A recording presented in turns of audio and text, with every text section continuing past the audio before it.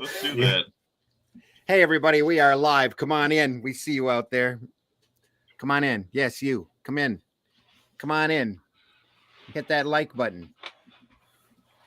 Come on in and join us. There we are. We're all set up now. We're going to start running. Welcome to another episode of Sunday Funnies for the 24th of April, 2022. Who knew? Golly. Yep. Quarter of the year almost gone. Thank goodness. Before I forget, I'm going to run the opening. It's last week. I didn't run it at all. That's right. Yes. So are we last week now? Are we this week?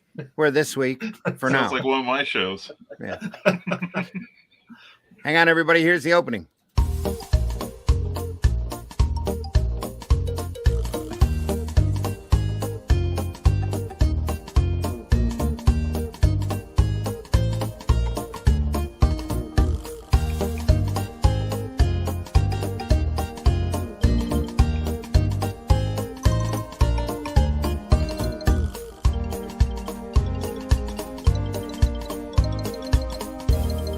That also gave me enough time to switch my Facebook over friends to public. I think you've got to get rid of that laughter, Randy, and get Daphne Lage cackle on it. Say what? But the laughter at the end of your introduction. Get Daphne to do her cackle on it. We'll have to work on that. Yeah. Okay. Just an idea. That'd be a good change. I could probably lift one at this point from one of our other broadcasts. Hey, everybody. Thanks for stopping by. I am your host, Randy Zimmerman. We have a great group today. We are going to talk about the fun and lighter side, the more whimsical side of funny books, hopefully, unless the conversation takes a crazy turn, which it normally does on this show.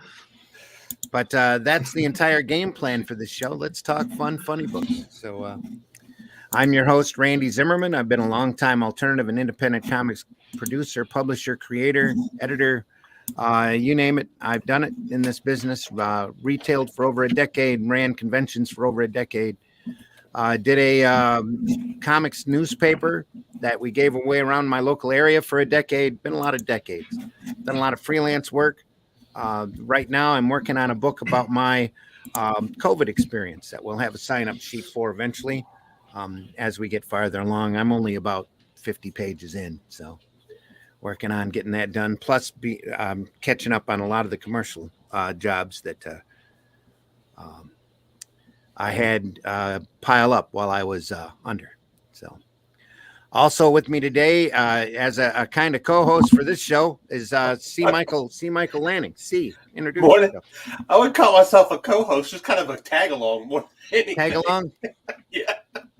So I'm just here. I'm here. Yeah. Morning. I'm C. Michael Lanning, independent artist. I've done work for Arrow Comics, some Silverline stuff, things here and there. Hopefully, we'll be seeing some more stuff later on this year. Also, a panelist over on Dispatches from Outside the Box with Randy and Stone and our newcomer Mitch Rogers on Tuesdays at 9. And hopefully just making my long list so that a couple of years from now, I get to spend 30 minutes on who I am. I didn't spend 30 minutes on No, I'm teasing. He's talking about me for a few minutes. Notes, yeah, when we get to Brian, he'll I spend feel 30 bad minutes on because this. everybody has these nice credits and everything. I'm like, hi, I'm me. You know, that kind of thing. So I think Nita HR here at Ragin' 2 wanted him on the show to give it a younger perspective. is that what it was? It's not quite all old farts talking comics. So. Oh my gosh. So I had invited John Celestri and Charles Santino on, and both of them politely declined this morning. Oh, but Scott Rosema, one of these days, you're actually going to come on Sunday. I keep sending you links. You tell me to send you links, so I send you links. And be nice to have you on the show one of these days, buddy. Tell you, especially since you have a book to sell. Also today, we have a special guest, Mr. Brian K. Morris. Brian, introduce yourself. I'd be glad to. I am a independent writer and editor and publisher, an award-winning playwright, Facebook famous YouTuber, and former mortician's assistant. I have my own line of books and comics at Freelance Words and Rising Tide Publications. I also work for other people doing all kinds of pop culture-y things. Available on Amazon, #always promote. And of course, I am not going to run that joke into the ground. this week. I promise. Poorly. And I'm also up for an award for best short story in the new pulp field in this book here, Snow Shorts. And we'll find out if in 2 weeks if I'm too good to talk to anyone. So, which will not likely be the case because I love being on this show. And I love hanging out with these guys, talking comics, talking about the stuff that I grew up on and still enjoy and still go back through the back issues because those, as long as you can read those things, kids, they never lose their value. Yeah. So very true. Glenn can tell you all about that. He pulls out his some from his collection every once in a while, and you see how well read they are. That's right. Yeah, that's right. Yep. Also joining us today is Glenn B. Fleming. Glenn, introduce yourself. Hi there, everybody. I'm Glenn Fleming. I'm writer, artist, and publisher. I've got 10 books on Amazon, varying subjects like JFK assassination, children's books, science fiction. I publish a magazine called Comics Unlimited, which the next issue is coming out in a couple of weeks. It's an 80-page bi-monthly so far. I also do a podcast with Ted Davis on Thursdays at 10 o'clock EST. I am responsible for producing this little guy who's coming out soon in his own comic. And to match Brian, I wrote this book about my trips to Jack Kirby's house. And I also produced just short of a 2-hour DVD to go with it that shows you me talking to him. and C's edition will be heading out to him shortly. Oh, cool. So we'll all be able to show one. But this is one of the this book is unique. It's my trip to see Jack Kirby at its home, and it's also excuse me, one of the best edited books in the history of publishing. There we are. I'd have to agree with you on that. Yeah. Thank you, Glenn. That's I've read unsolicited testimonial. Well, there you go. Now I gotta live up to it. Our comments are already blowing up this morning. That's amazing. Frog G in the house. Thank you, Frog G. HR is putting in some links. Mike Jimmy's putting in some links. Yay. From the desk of a small press publisher. Joe is in the house. Morning, all. Everybody's saying good morning. Up lettering pages now. Good. Says. Good. Morning, Joe. We're going to have to get you in on a regular schedule, Joe, so that you're on, especially Zimcast, because I know you have opinions. So we really want to start revving up that show in a different direction from this one, because over there the conversation wanders a little bit too, but we swear a little bit more because it's not Sunday morning. Over there. It's the neon light show. That's just Stone. That's all. That's right. The fact that he broadcasts from a strip club closet. It's not our fault. Is that where he disappeared to the other night? Well, he was gone for a week there as he displaced himself in time and had to figure out how to get back. But he had to leave us early because one of the ladies was getting a little out of hand. He had to go handle that. Oh yeah, got to keep that hand strong. I'm telling you. Everybody's saying good morning, good morning, good morning, good morning, good morning, good morning, jumping up and down on a trampoline. I think he's talking about our HR hamster resources. Oh. And that's a wire wheel he runs. Yeah. That's how we keep the juice and the lights on. That's how I have my internet working, it seems. There we are. Dumping is mean when it comes to standards and practices. Okay. A hamster has to do what a hamster has to do. Absolutely. That sucker has bit me a couple of times now. So, yeah, it can get pretty mean. In their immortal words, someone better keep that wheel turning. Hail and good morning, all. Frog G. Hail, frog. Hail, frog. Hail, frog. Hail, frog. Hail, frog. Amazonia issues 1 through 7 here at the Amazonia issues 1 through 7. Where is that at? Kickstarter.com. Go over there now. Lots of links. Everybody's throwing up links. Sign up now. Whoa. Like Jimmy says. The gentleman. Raging 2 says, oops. Where? John Celeste isn't on. Does she not know? Yeah, Nita, do you need your glasses checked? I was saying, what show is she watching? She's commenting. Yeah. Well, we'll get John Celeste on some morning. He'll just have to rev up earlier, I guess. I'm seeing one fez and 3 caps. One thing is not like the other. Drink more coffee, Mike Jimmy. Your eyesight will correct itself. Allison in the house. Thanks for listening, Allison. We appreciate you. Hey, everybody out there, hit that like button if you can. Subscribe to Raging 2 if you haven't already. Please do. We are at 307 last time I looked, and we really need to get to that 1,000 mark for our subscribers so that people over there will start taking it seriously. Crazy turn. You have Brian on. The crazy turn happened 30 minutes ago. We're only 11 minutes into the program, and already it was 30 minutes ago. I'm owning it. I'm owning it. Own it. Good morning, Rage, and morning. Hey, Mike. Everybody says good morning. We all love you in the chat. Believe me. Allison loves the fez. Love you right back, Allison. The fez shall rule. Fezzes are cool. They are. Mike Jimmy says, younger perspective, your friendly neighborhood pipsqueak is in the chat today. Is he talking about himself? I think he's talking about himself. Yeah. I've never thought of Mike Jimmy as a pipsqueak. Yeah, I think he's about 28, so yeah, he is. Oh, really? Free drugs in the back, folks, so you can keep up with what's going on. I'll be there soon. That is it's aspirin. Don't believe it. Only cookies. I'll still take it. Only cookies. Do not take the brown acid. Snort. Thanks, Nita. We all need that on a Sunday. What were we saying about the differentiation between this show and Rage and now? Yeah. Look outside. Yeah. Jack Kirby, A Personal Journey in Pictures. There's the link for that. Hello, guys. I have the sniffles today.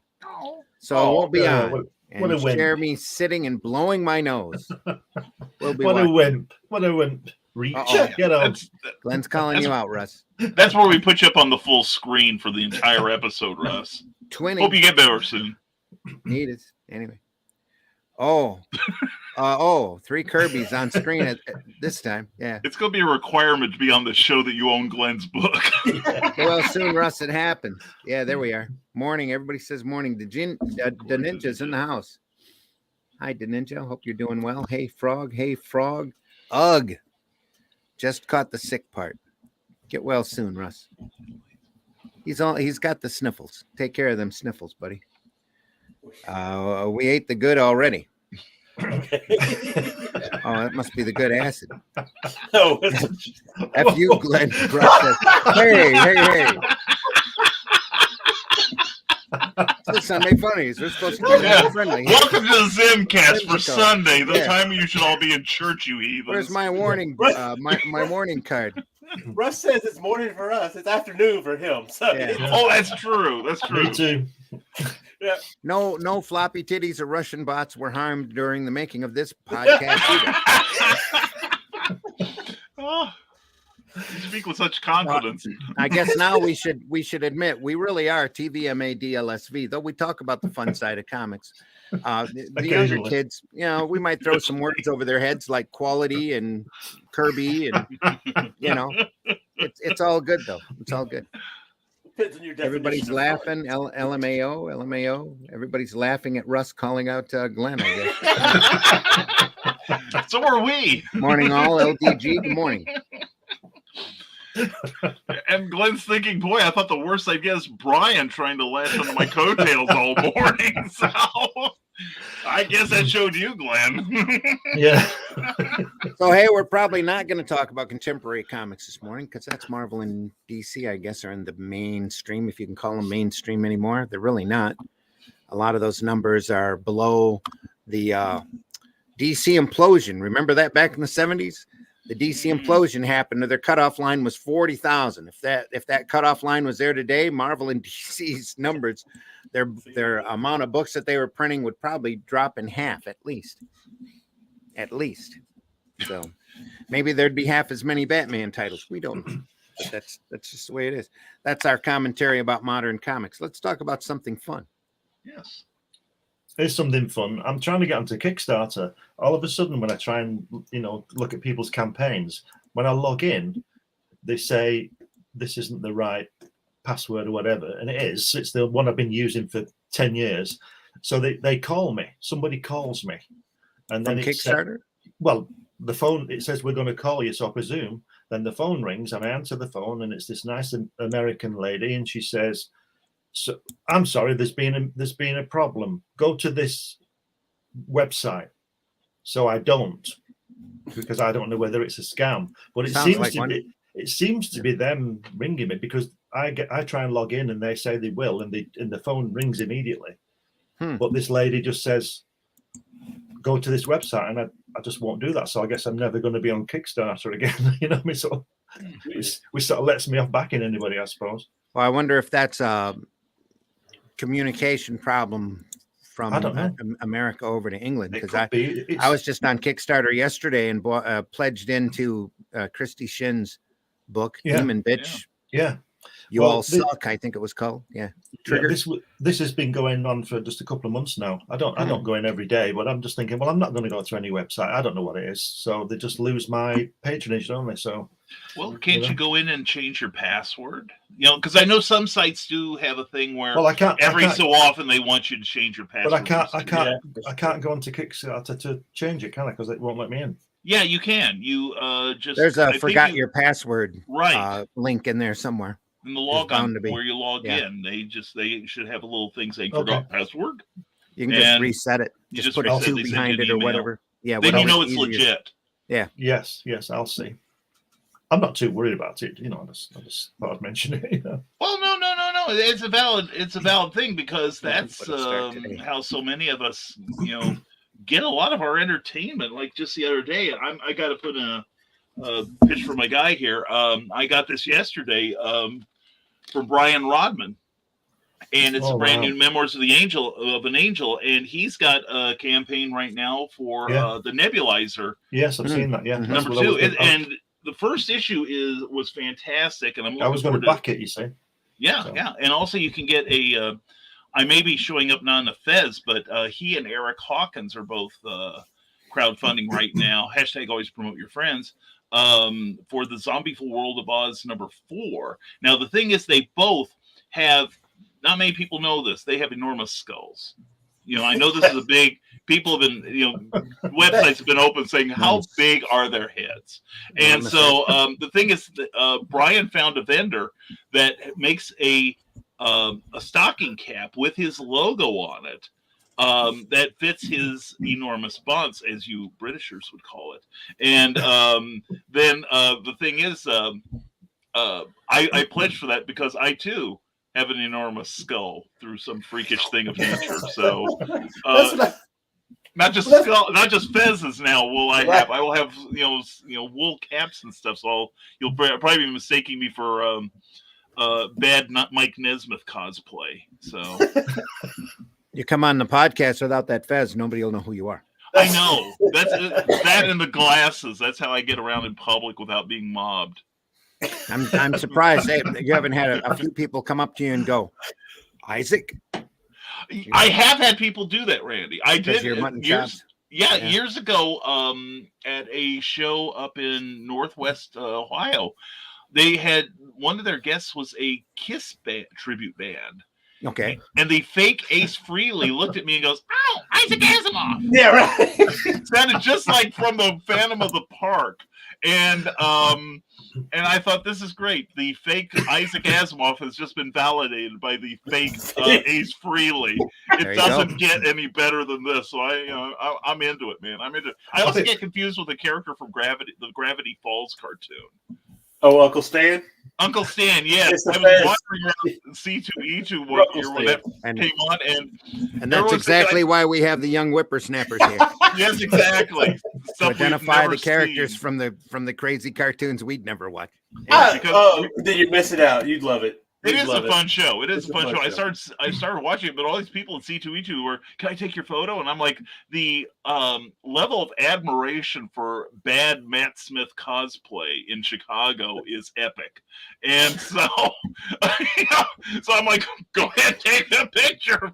Not make if I'm part of the entertainment, that's fine. But that's because there's no such thing as bad Capaldi cosplay.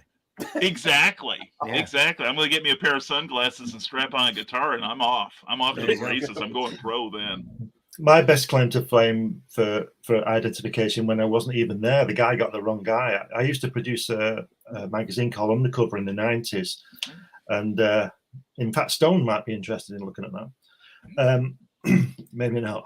And the friend, the guy I produced it with, went to a book auction thing about 200 miles from where we both live. And he went down to this book. For anybody here in the States, that's just 2-3 hours away. Yes. For Glenn, it's a major drive. Yeah, that's right. Yeah. So he has to hitch up the horse and everything. Well, that too, yeah. And he went all the way down, 200 miles to this place, and he saw this guy selling books about JFK assassination and stuff like that. And he went over to him, and he said, he was talking to him, and he said, and this guy said to him, he's called Brian. And he said, Brian, what do you do? And he said, oh, I produce Undercover. And he said, oh, are you Glenn Fleming? And I wasn't even there. That's the best. And he was really pissed off.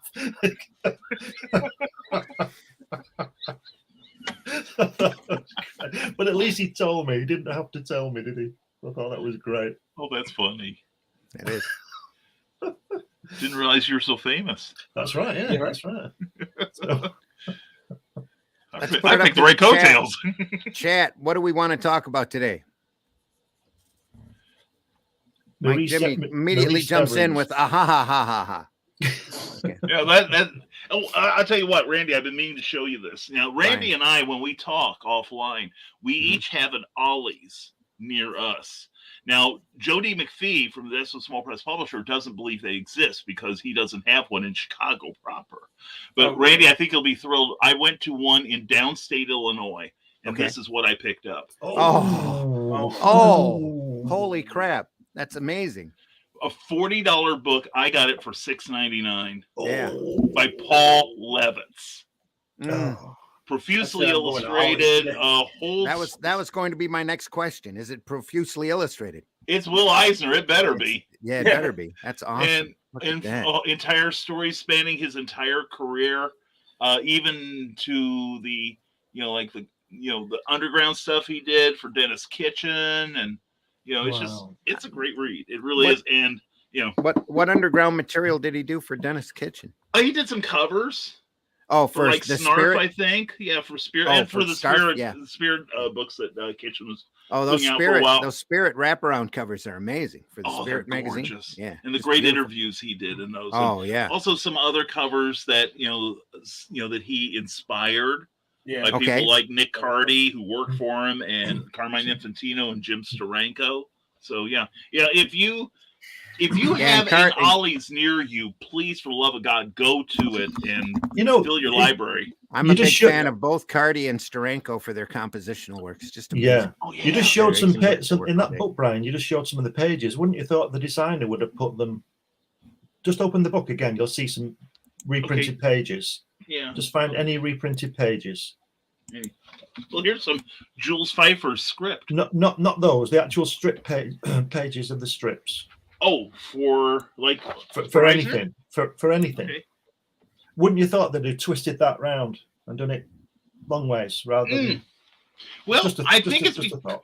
It's a good thought, and from a design point, from a reading point of view, it makes a lot of sense, Glenn, because then you just get to see it that much larger and closer to the original size. I think it's because a lot of people have this thing about turning a book on its side, because I remember Marvel tried to do that with some of their annuals where you read it like this, and it apparently didn't go over because they only did it for like one summer, and that was it. No, I agree with you, Glenn. I'd like to have seen this like tabloid size. Yeah, like the IDW showcase. The book is landscape. They should have done it portrait. Then they wouldn't have had to twist it. I'd have paid an extra $1 at Ollie's for this book. If they had done that. Seriously. So nothing cheap about me, people. But yeah, and it's kind of fun because they do shoot some of this from what little original art still exists. Wow, and I know I'm not going to be able to show it very well, but look at that center panel. And Randy knows this story. Suck. Bernard Snobble, the man who could fly. You can see on his cheeks the correction fluid Oh, nice. Oh wow. Sweet. Wonderful reproduction. I And love this that. is- Yeah. This is from Abrams Comic Arts. So And you know, IDW has done so many of those artist showcase books like that, where they Yeah. show the corrections and they When shoot we- off of the originals whenever they can find them. Just beautiful stuff. Oh, When was yeah. that published, Brian? That's very much to their credit. And who published it, by the way? Is that a DC publication or? No, it's Abrams Comics Art. And the introduction is by Brad Meltzer. And you just bought that at Ollie's? I might have to run out there today and see if. Yeah, like see if That's they what got I it. was saying. I gotta have to ride out to mine and see maybe perhaps. Yeah. So I watch their circular all the time, and the last time they boasted they got a bunch of graphic novels in. It was all modern day Batman stuff in time for the Batman movie, and it was all of that crap looked the same to me. Yeah, same here. And it's not just because I'm old, folks. Yeah, and ours is It's just all that flooded crap with looks the same to me. Yeah. New 52 stuff right now. Yeah. Okay, hold on. The legalese is in the back. 2015. Oh, right. So Yeah, it's so it's, recent. okay. it's really recent, yeah. So they must have gone to Ollie's and sold them a bunch of their overstock. Yeah. I think either that or if DC was distributing them. I know DC Oh, man, that occasionally might be opens up their warehouses occasionally. And, all the companies do, and that's why, like right now, we're seeing a bunch of the Archie stuff, mostly from about 5-6 years ago. Oh, okay. Yeah. With the red circle attempt, and some of it is You were telling really, me about that. Yeah. yeah, really, really gorgeous. There is a Reggie by Tom DeFalco that is marvelously written, and it doesn't apologize for him, but it makes you understand him. Makes you understand Reggie. And then they have like a couple of the Mighty Crusader things, New Crusader books, but a whole lot of like the Black Hood, the Fox, things like that. I'm only missing like the first volume of this group. And what was it? And a lot of the regular Archies too, the compilations of those. That's been a joy. And also to walk out with like a couple of $100 worth of suggested retail price books for about $20. That get your Christmas shopping done early. That's all I can say. Right? Yeah, right. Yeah. But it'd all be for me, so I mean. Russ says he got the Decema Silver Surfer and the Stranko Nick Fury IDW books this week. That's sweet. Yeah. Ooh. Brilliant stuff. Yeah, seriously. So there's a Gil Kane Spider-Man coming this That'd summer. be one to study. I'm telling you. And Russ, I gotta give a shout out to Russ. Diamond has finally started catching up with Doctor Who magazine, and Russ has been doing some of the comic book stuff in there, and it's been beautiful to look at too. So serious compliments, man. Oh yeah. Mike Jimmy says, got myself some new graphic novels, a textless Dreamscape series, and a few movie reworks of movies that got discontinued. Cool. Nice. Yeah. Always good. George, I remember an interview with George Perez, and he said that the one project he always regretted doing was at the Marvel Yellow Submarine adaptation. Wow. Yeah. Really? Yeah. Because it was such a pain to do. Well, I can imagine. Well, for somebody so creative and then probably having to stay on model. Probably. Yeah, I can understand that. Did you guys see the poster that DC is putting out? Yeah, that's very nice. That is sweet. That is sweet. They did a celebration of George poster. That's all of the characters that he either had a hand in or directly. Oh, created. yes, I've seen that. Oh, Yeah. nice. Yeah. Oh, okay. It's I don't know if I've beautiful. seen It's this. really Incredible. beautiful. And with George down in the corner, it's really, really sweet. Yeah. He's still around though, isn't he? Oh Yes. yeah. I know he's not well, but he's still around. No, he's not well, but this is his birthday month, so I think June is one of the two. So they're going to celebrate it as much as possible. Wow. Oh yeah. That's a very It's sad good they're doing that now while he's still with us. Yeah. Really show that respect. Yeah. Because he's done so much for this industry, and he's been one of the best ambassadors. You're welcome, man. You're welcome, Russ. Russ says, "Bless you, Brian. Thanks." Elbow cough. Yeah. Sorry you're not feeling good, Russ. Hope you're feeling better real soon. Man. Please get well, Russ. Russ has had an interesting last 6 months as well. Not quite as catastrophic, as mine, but it's gotten there. Blew the roof off his house, and he's had his family health problems and that. So we wish him nothing but the best. Absolutely. Serious. Hope he gets Especially that roof 'cause he's fixed gotta- pretty soon. He's got to get out there and keep pushing out them comics. Absolutely. Hell yeah. He's way behind, so he's got to catch up. Put him in a panic.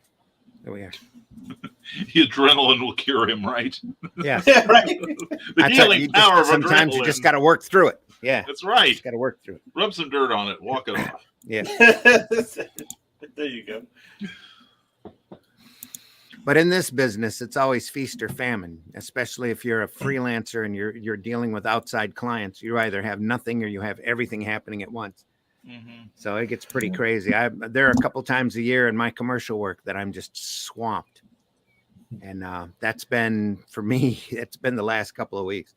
It's still not over yet, but luckily I have a very patient client. So.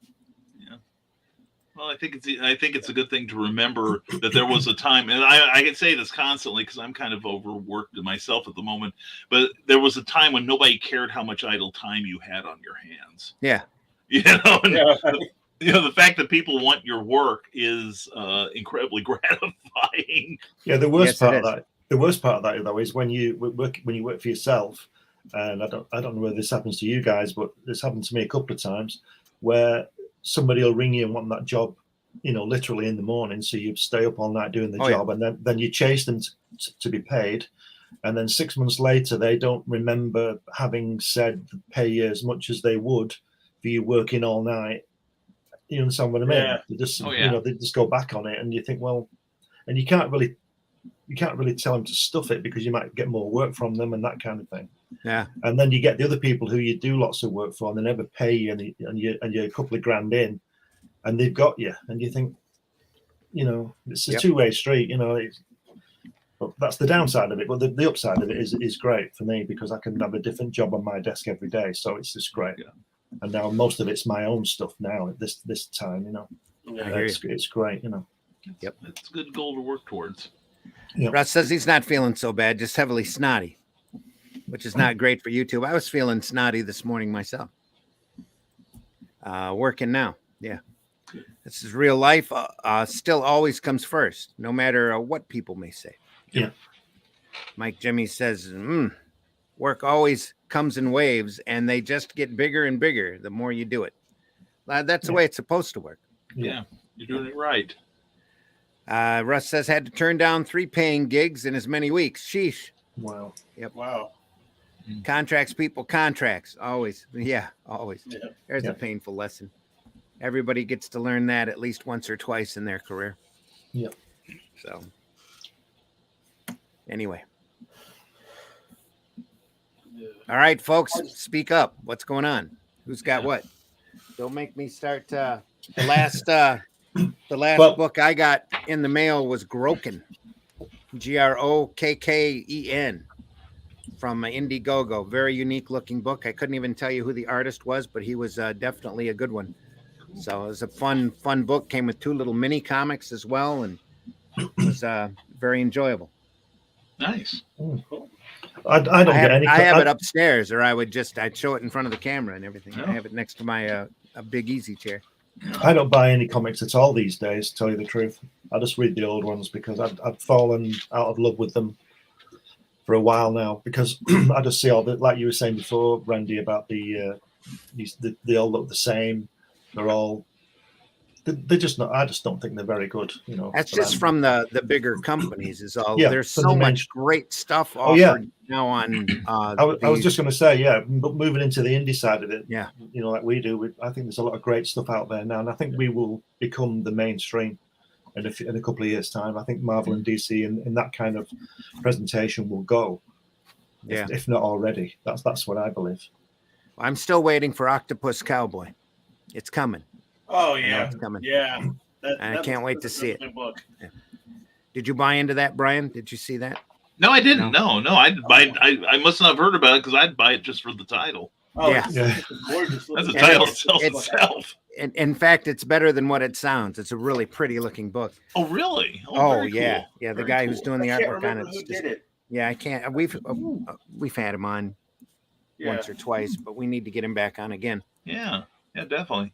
That does sound good. Well, that's the thing is that, the indies can do pretty much what we want and offer the kind of different stuff that we used to be able to get from the mainstream. Because you knew, like back in the day, you picked up a Jim Starlin book. Mhm. You better have a couple tabs of acid ready, because it was going to be off the wall. Or, if you wanted, something a little more, mainstream, you had that too. There was a lot more variety. And again, if we're going to talk about stuff we got in the mail, Memoirs of an Angel, Brian Rodman describes this as Lord of the Rings meets The Exorcist. And Okay. a lot of this is based on his own faith and his own studies into the inner workings of the Bible. And he's been doing some, really cool work. Yeah. He's really stretched a lot in his storytelling. It's just, really fascinating stuff. And, you're not going to get something like this out of, even the second tier people, Right. anymore. Right. But, Past Master Dan says, y'all make me wish I had a hat on. Past Master, you can put a hat on anytime you like. But Russ was talking about the other day going back in time to the bull pit. Yeah. And where, basically artists, iron sharpening iron. And, you said most of that stuff looked alike to you. I think that's the problem that we're getting into is we just working remotely. We're just not having that iron sharpen iron like we used to. You'd have one artist hurting seriously. That's not iron up there at them companies anymore. Well, that's not the It's a lot more softer and squishier, but we're not here to talk about that. Well, even still, it's not even at the companies. It's on the computer. It's on remote. So you're not really having that. Well, there's been in my mind, there's been a big problem ever since Photoshop came into comic book production as far as the coloring goes, because there's too many colorists out there that are coloring the same way. They're laying down flats and then they're putting gray tones over top of it instead of actually thinking about color theory and what would work or what wouldn't work. Like the book that Brian just showed us, really heavy on the greens and yellows. That's nice and unique. Yeah. That's got a really different feel to it. And there's so much that you could do with color, but a lot of these companies are set on such hard deadlines that the colorist doesn't think anymore. They're just, instead of applying any type of color theory, they just go through and slop color in and then slop gray tones over top of it and hope that it works. Or you end up with a nasty palette of dulled out colors as well, because there's a big difference between seeing RBG on your computer screen and seeing it printed in CMYK on the book. Oh, yeah. I learned that really hard when I was working on the newspaper. There's a big difference between, because I would get these files in from King Features and they'd look all dorky on my computer screen. And I'm like, well, what's going on here? This doesn't look right. Until they came out printed, and then they were right on the CMYK side of things and not on the RBG.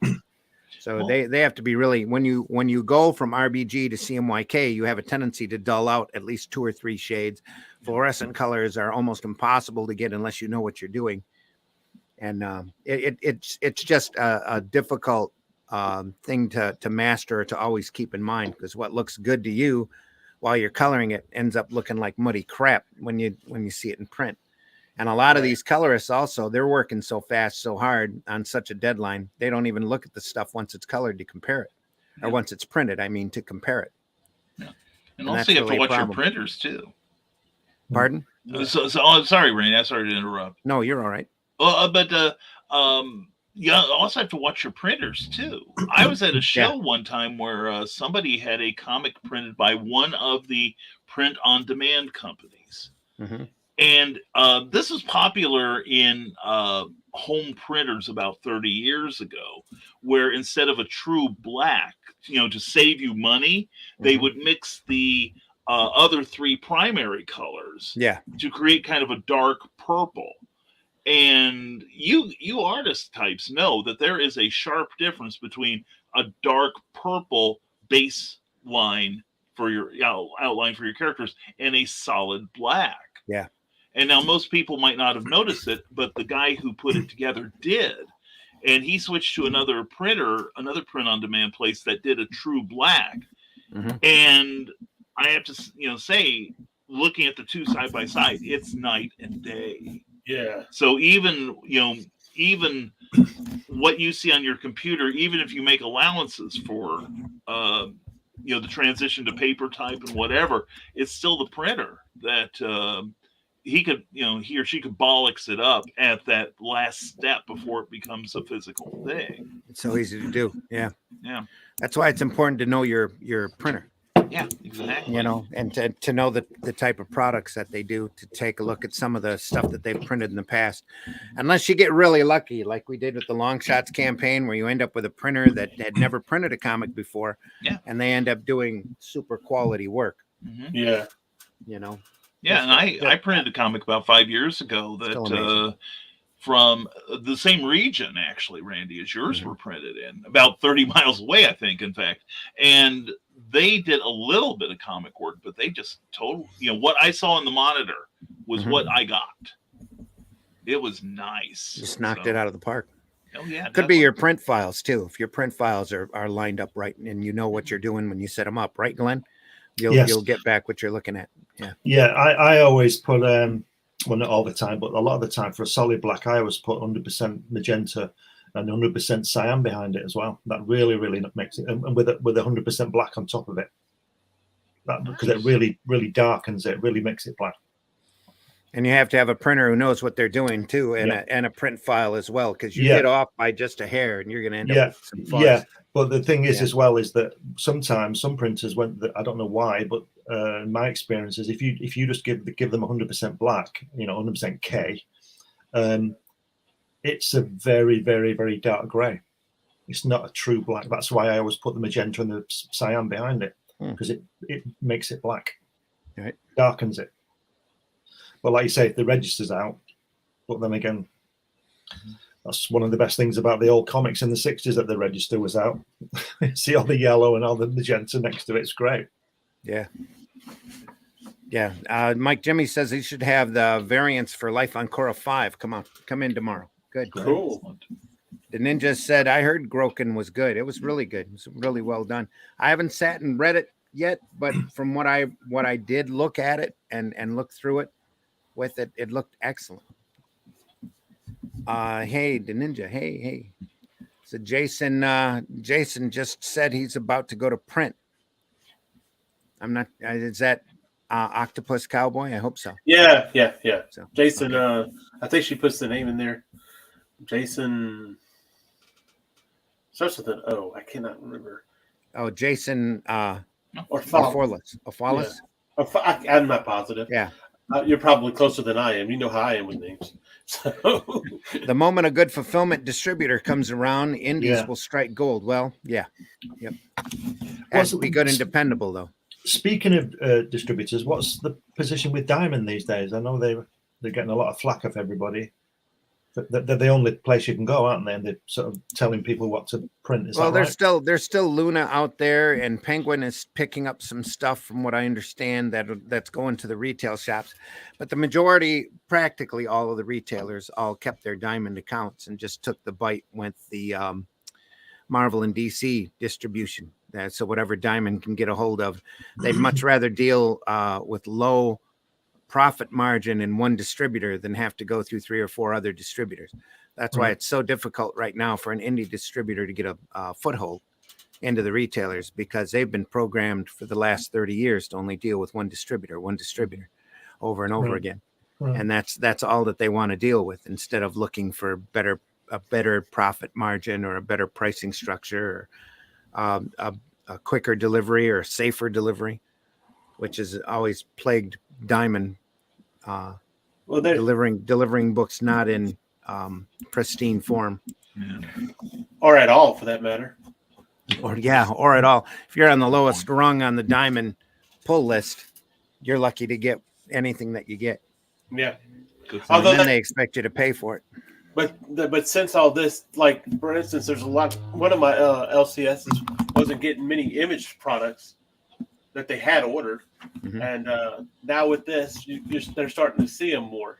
So that's the good side about it. They're able to see more of those independent properties that they weren't seeing that they had ordered. but never got. So, Sugar Chris in the house. Hey, Sugar. How you doing? Hail, everyone. Hail, Sugar. Chris, what's up? Everybody says Sugar. How's everyone this morning? Everyone's good. I'm a little cranky. Glenn's in the middle of his afternoon. So, and Brian just woke cranky. up long enough to get his fez on. I'm currently in trouble with Russ Leach. And that's different how? Russ has the sniffles. With Lus Reach. Allison says, and what's it? Reach, right? Yeah.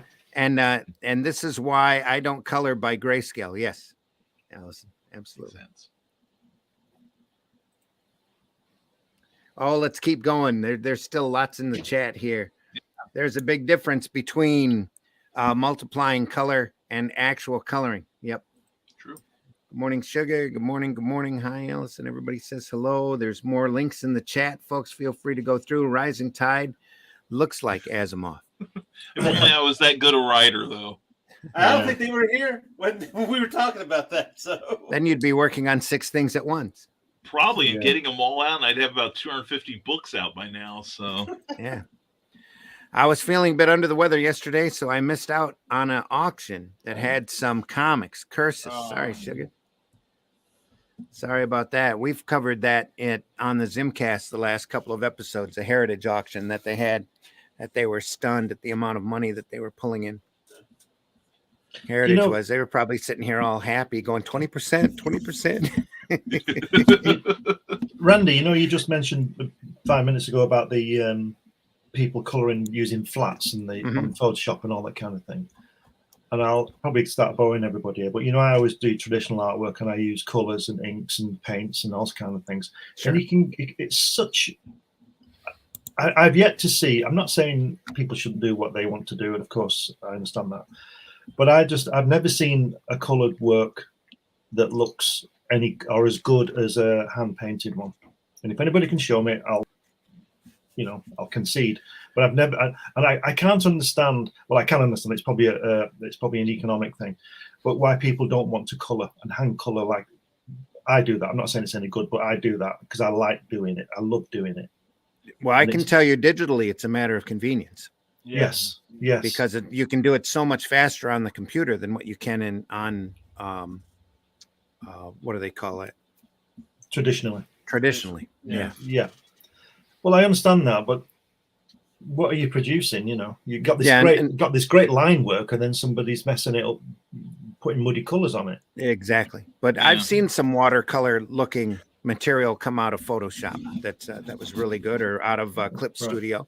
Right. That have been very competent. It's just that those jobs are very few and far between. Yeah. When I'm at a comic shop and going through the new rack, I'll buy books just because the coloring on it is unique and looks different. Because I want to learn, I want to sit there and look at it and figure out how they did it. And I've been playing around a lot when I'm coloring about pushing and pulling imagery back and pushing the background back farther, that kind of thing. That it's a lot of fun to do, like you said. Yeah, but that's a different thing, though, isn't it? I'm not saying that you shouldn't do that. I'm not saying I wouldn't do that to make it to drop it back, as it were. But I'm just talking about the initial drawing and the coloring. And it's just, to me, it's a wonderful thing when you get a piece of artwork that's got all the lettering on it, all the color on it. It's just it's a complete piece. Sure. As an artist, I think it's wonderful to produce that. Yeah.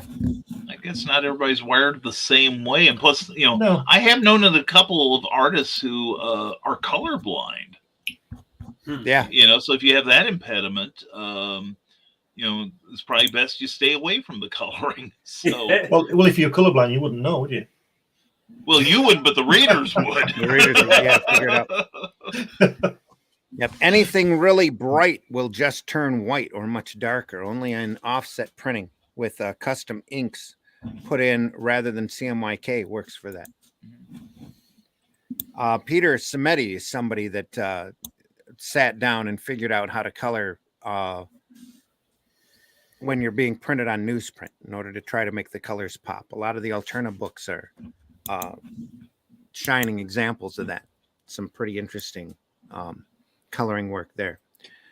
past Master Dan. Ethan didn't have the auction, if that's what you mean. Oh, okay. Oh, definitely, Brian. You get Midnight Purple or Blue versus Black. Yeah. Exactly. ODCSU book 2. Oh, Only Death Can Save Us. Sorry, still slow on the uptake this morning. Not enough coffee. Book 2 is being colored right now with a 1970s minimalized color swatch set. Yes. There you go. Yes. And there was some great coloring being done during that time. When Marvel and DC started crediting the colorists during that time, I started paying attention to them, and I really fell in love with some like Tom Palmer. Tom Palmer really understood negative space, just like Stan Goldberg did in the 60s, where they would use white as part of the storytelling element. Sort of an emphasis thing. I always preferred when the artists colored their own work, like Barry Windsor Smith, or Neil Adams.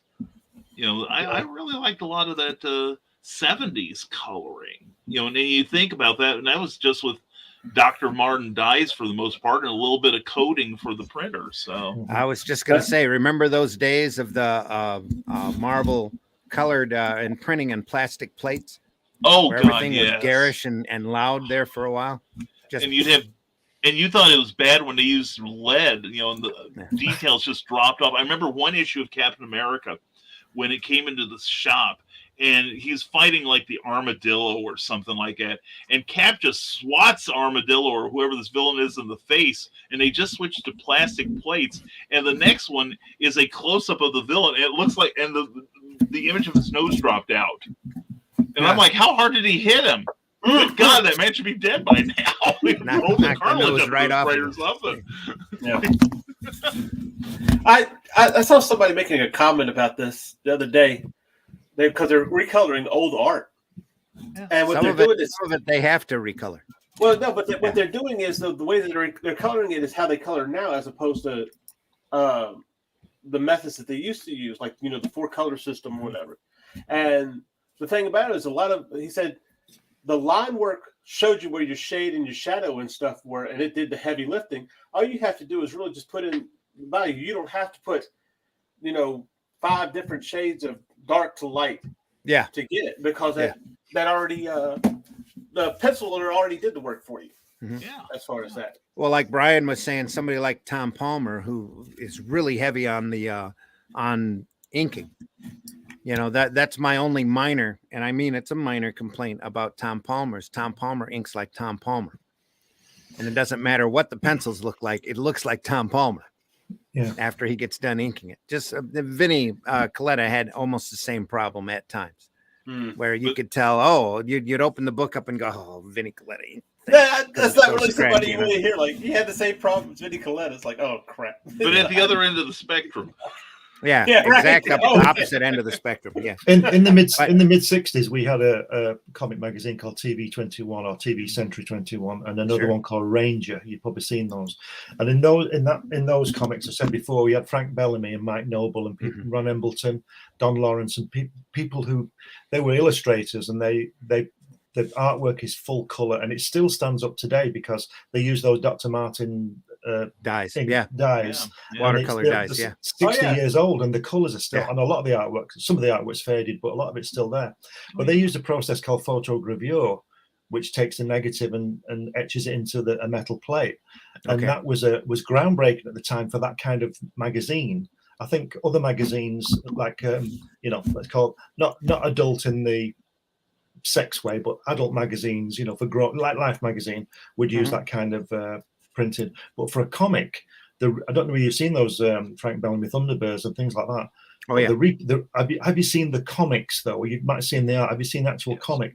But the reproduction is absolutely incredible, and probably could have only been achieved through photogravure, which is why they did it, because they wanted. It was a fantastic magazine. Well, and Bellamy had such a tender look to his style anyway. When he when he wasn't using color to show depth and contour, he was using stipple work that was just amazing, right up there with Virgil Finlay. Ooh, Yeah. yeah. Yeah, it's just amazing. Yeah. Frank Bellamy is one of the greatest artists who ever lived, as far as Yeah. I'm concerned. Certainly comic artist. Mhm. His work is wonderful, but it's all done. I think it used to take him 2 days to do a Thunderbirds double spread. 2 days, and if you look at them, they're all 17 panels, and his script would be geared to 17 panels. That's all. They were he all had to 2-page spreads. Just yeah, beautiful. that's right. Yeah, work. just absolutely. And it took him 2 days to work from a blank piece of paper to a fully coloured double page spread. Absolutely magnificent. Well, like I say, this photogravure printing process really made it, because if it would have been if they would have been reproduced from line art and coloured the way Marvel and DC did, it wouldn't have been anywhere as good. Right. And that's Yeah. what I liked. I liked that aspect that the artist had got total control of the artwork, and he's doing it in full color. He's using paints and ink, and at the end of it, you've got a fantastic piece of artwork, rather than just. And obviously, you know what I think about Kirby, but not just a piece of line work that somebody else can try and ruin by putting crappy coloring on it. Yeah. You know. Yeah. That's the kind of art I like. And Barry Windsor Smith does that, because Barry Windsor Smith to me isn't necessarily a comic book artist; he's an illustrator. I don't know whether you've seen his paintings or not. Mhm. Oh, They're yeah. absolutely masterful. He's a master. He just, but he's a great illustrator. His line work and everything is superb. Mhm. And I think he draws the best Ben Grimm, and really pushes Kirby for the best Ben Grimm. When you see Windsor Smith's thing, it really pushes him, because I don't think anybody else gets it right. Yeah. That's my opinion. But Barry Windsor Smith, his color work is absolutely superb. And like I say, if that would have been left to somebody else to do color separations on, it would have been they would have messed it up without doubt. Oh yeah. Absolutely. Right. John Celestri says, I use the same limited color palette that Joe Simon and Jack Kirby used in their comics of the 1950s. Also, I use Clip Studio Paint to view CMYK on screen instead of RGB. Yeah. You can do the same thing with Photoshop. You can just paint everything in CMYK. Yeah. But when you send it to the printer, you have to change it to RGB? No. CMYK. Yeah. The printer prints in CMYK. Yeah. Full color press. Okay. Yeah. Yes, that's why it's CMYK. It's a 4-color press. Cyan, magenta, yellow, and K for black. Yeah.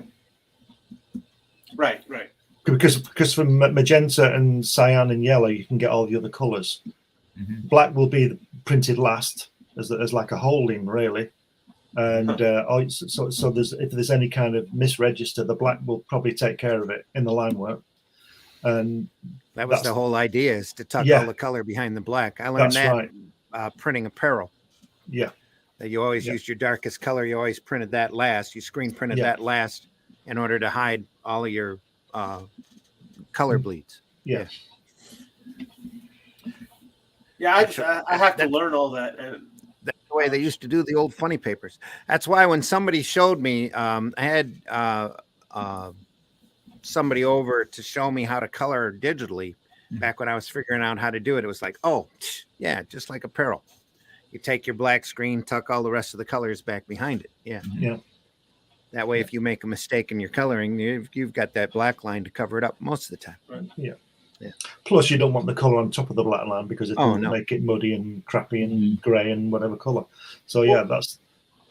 Go ahead. Well, no, I would say one thing that they try to teach you is to put it on that multiply layer and color on that multiply layer, but that multiply layer darkens your color so bad. Yeah. That it just. Where are you talking, in Photoshop? In Photoshop. Yeah, I'm talking Clip Studio. Okay. Yeah, you can do Studio. Photoshop too. Yeah. Right. But Mike Jimmy says 40, 40, 40, 100 CMYK will create a softer, warmer black. 100, 100, 0, 100 is a strong black. 0, 0, 0, 100 is just black unless the printer decides to take shortcuts. That's right. It makes sense. Yeah. Yep. Comic Book Black Belt says, hey, Sugar, and indeed all good fellows in the chat. This is sorry for the shouting. it was in between a cough. More links in the chat, folks. Go through and take a look. Mike Jimmy says you may want to look into Modern Magic: The Gathering cards. In that case, Glenn, there's a few that look just like oil paints. Okay. Most of those old Magic cards were oil painted anyway. Yeah. So. Yeah, but I think he needs like some of them are now digitally done, so Yeah. they look Oh, like yeah. I'm sure all of them are digitally done, and they still look like oil paintings. Yeah. Well, like I said, I'm not saying you shouldn't do that, and I'm not saying people can't. It's just that I haven't seen it. I haven't seen it, so I want to be educated. Well, I keep wanting to get Chris Skelf on this program. Chris did some work for Dark Horse and G-Fan magazine, Godzilla magazine. Oh. And he's got a channel over on YouTube as well where he does some time lapse. He taught himself Photoshop personally in order to do commercial work, feed his family, and do sequential work.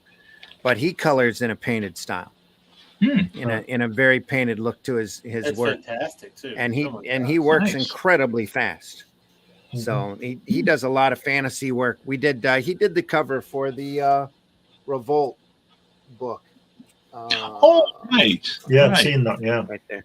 That's Yeah. about 20-25 minutes for him. Wow. You know, God, that hurt. he showed me. He had me over to his house one time to show me how to draw, how to work in Photoshop, and he has taught himself how to do Photoshop. And when you do that, you learn your own ways as you go through it. You know where all of the keys are that become essential for you. And he was working like a musician, just sitting there on the screen, just running the keyboard on the side and back, forward, and it was interesting just to sit there and watch him work. But to try to copy what he does, I said, "There's no way I could do that." Starts with an eye, copies the eye, flops the eye, does the rest of the face. Just amazing. It's just crazy stuff. If you ever get a chance, Chris Skelf, Scalf, over on YouTube. He's got his own channel over there where he puts up time lapse work and videos. A lot of nice dragon painted looks. He did an entire Boba Fett miniseries for Dark Horse one time. Wow. And I kept telling him he needs to have Mike Richardson send him a script for a Star Wars graphic novel so that he could show him how fast he worked, because Mike wouldn't believe him that he worked that fast. He'd do, because he's used to doing commercial storyboards. And I've seen a few commercials out there that he has storyboarded in the past. If you know the Samuel L. Jackson credit card, gold and silver card commercials, he's laid a lot of that material out. Has done a lot of car commercials because he's up here in Michigan next to all the car companies. But it's really fascinating to see him work. Sometimes he spends 20 minutes to half an hour on a panel, and for storyboards, and that's it. He gets paid by the frame, and he knows how to do those frames really quick so that he can kick out 30-40 frames in a weekend if he has to. And a lot of that, like what you were saying, are from clients that need it tomorrow. We have a presentation, they call him on Monday. We have a presentation we're giving on Wednesday. We need the artwork in tomorrow. And then he'll do that, and he'll do the artwork up and send it in for approval. And then while he's waiting to get back whatever changes are necessary, he'll sit there and play around and do, covers like this just for fun. Wow. Just for fun. Yeah. What? Yeah. Okay. But when you see some of his, we were going to print, if Revolt had kept going, I had a number of his covers that we were going to use, and they were all, I think Scholastic has used one of his fantasy covers for a bookmark one time, of a wizard standing there with a back shot of the wizard standing there with his glowing wand staff, and a dragon coming up over top of it. It's nice rectangular piece that's just pretty. Nice. Really pretty. Yeah. Every other Revolt book was going to have a Chris Skelf cover if it had kept going. Anyway, another story. And we have hit the top of the hour, folks. So we would like to, we're going to have to step out here for a second and run a promo or two, and then we will be right back. But in the meantime, we want to remind everybody of the opportunity you have with Gemini mailers. If you go over to Gemini Comic Supply and use that coupon code RAGIN2 as you check out, you can get a whole 5% off of your entire order. So order a lot and get a big discount. So, and also the Long Shots campaign currently over on Indiegogo, 7 publishers, 9 books, 1 big deal. That HeroBot book I showed you earlier, the Revolt book, is all part of that package. You get all 9 of these comics great exposure of independent properties, IPs, that you won't regret seeing. The prettiest published printed books that I've ever been associated with. I'm telling you, all ready to be shipped off of the Long Shots campaign and the Fellowship of the Indies, which I've got right here. Hello, comic book readers and collectors. My name is Randy Zimmerman, and I'm here to introduce you to the Fellowship of the Indies. The Fellowship is a group of creators that came together for a promising business deal that fell through. But don't worry, because what came from the deal were 9 spectacular comics from diverse genres and creators. All 9 books are printed and ready to go, along with metal bookmarks, retailer levels, and even month 2 books, which are being specially made for a short period. Just know that by pledging, you'll be getting 9 great comics, 32 pages of book, for the awesome price of $25 plus shipping. That's over 250 pages of incredible indie comics. So secure your copies today.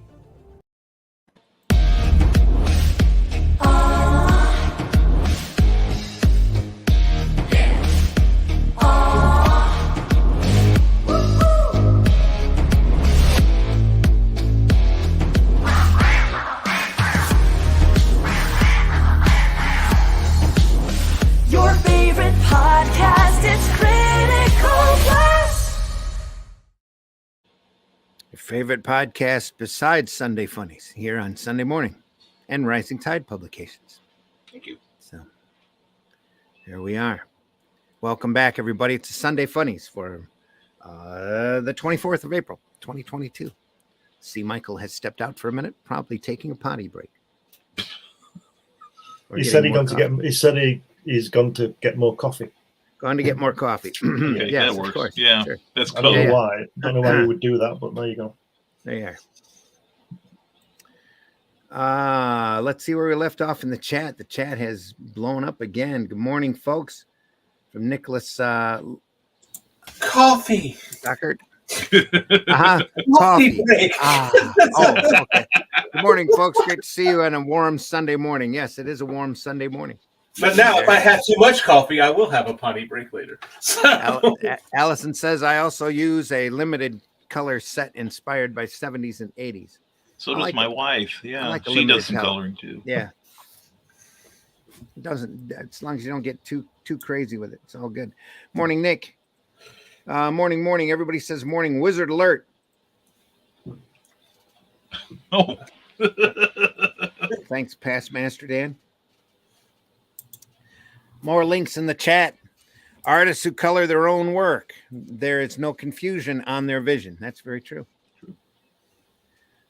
John Dunn, I have a web poster of their cartoon characters hanging out, shooting pool, black and white, and color black paper with white ink. You should you would swear is white paper blank ink. Okay. Hi Frog, hi MJ. Not in the sexy way. Reproduction tender. What am I listening to? What? Adult themes, Nita. Adult themes. adult things. probably the first 30 minutes of my last comic book spectrum, where it was brought up about the Amber Heard half of the marriage, and that's all we're doing on that. Mm-hmm. There are entire video channels dedicated to that now. Great. Go find those. Well, this he meant this.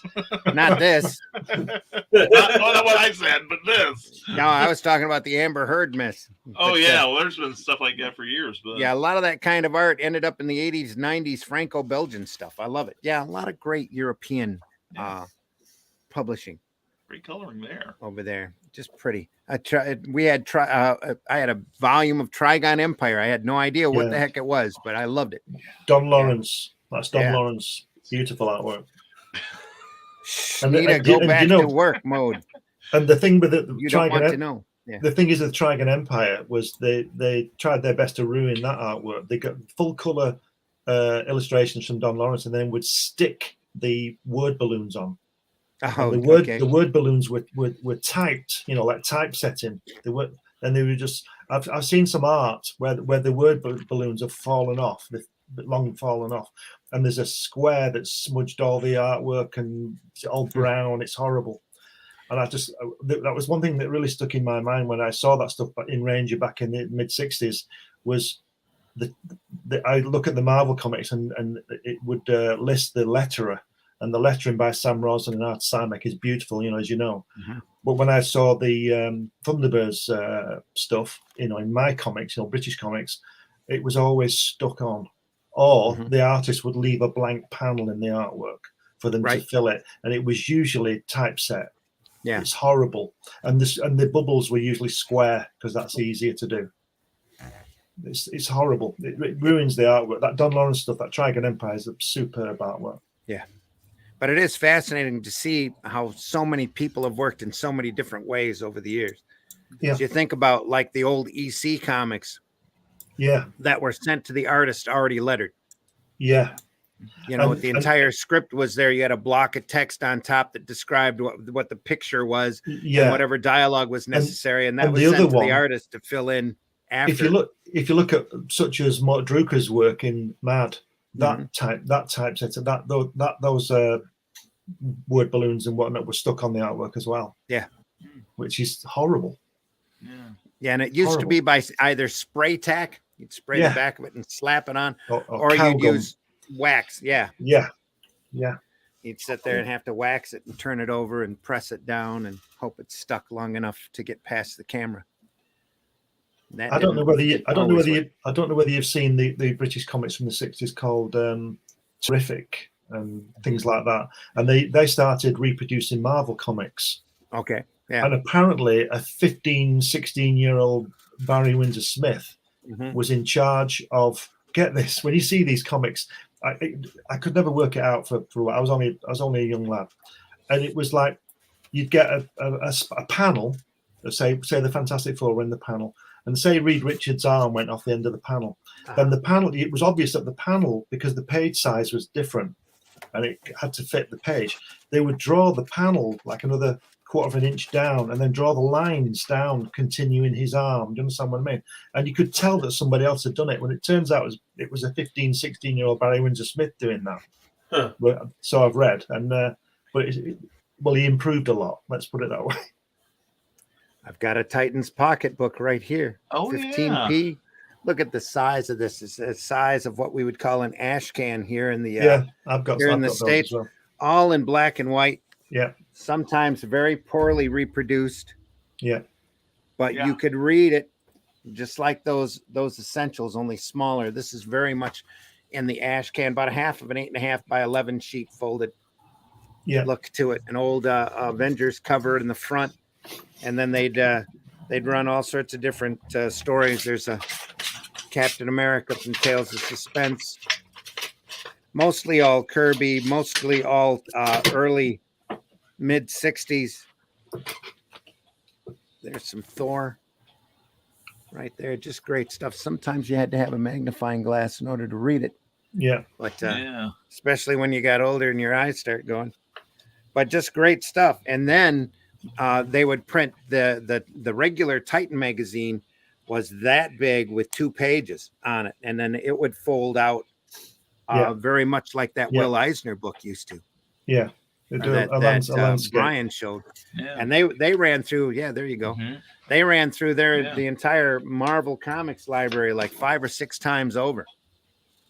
Yeah, it was these things were, and the reproduction in Terrific in those magazines, those comics in the mid 60s for me were a real revelation, because I was used to seeing them in color, however bad the color was and however it was produced.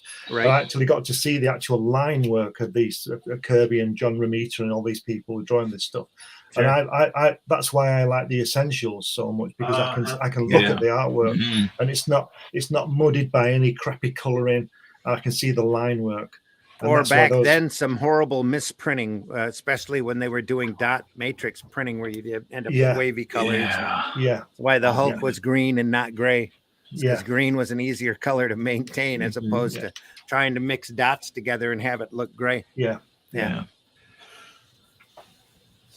Just great. But these things are, I don't know whether these things they're probably quite rare now. I've got quite a collection of these. We've got Fantastic Yeah, Four. the and- little pocket books. Yeah, they're Yeah. getting rarer and rarer all the time. Yeah, Marvel I got a Digest. few of the Hulk recently with those. Yeah. But they really are good. I love getting on the Facebook 2000 AD page because you'll find people that find collections every once in a while, and they'll show you, hey, I found Prague 1 or I found Prague 10. Look at this. And you go, yeah, I had that book.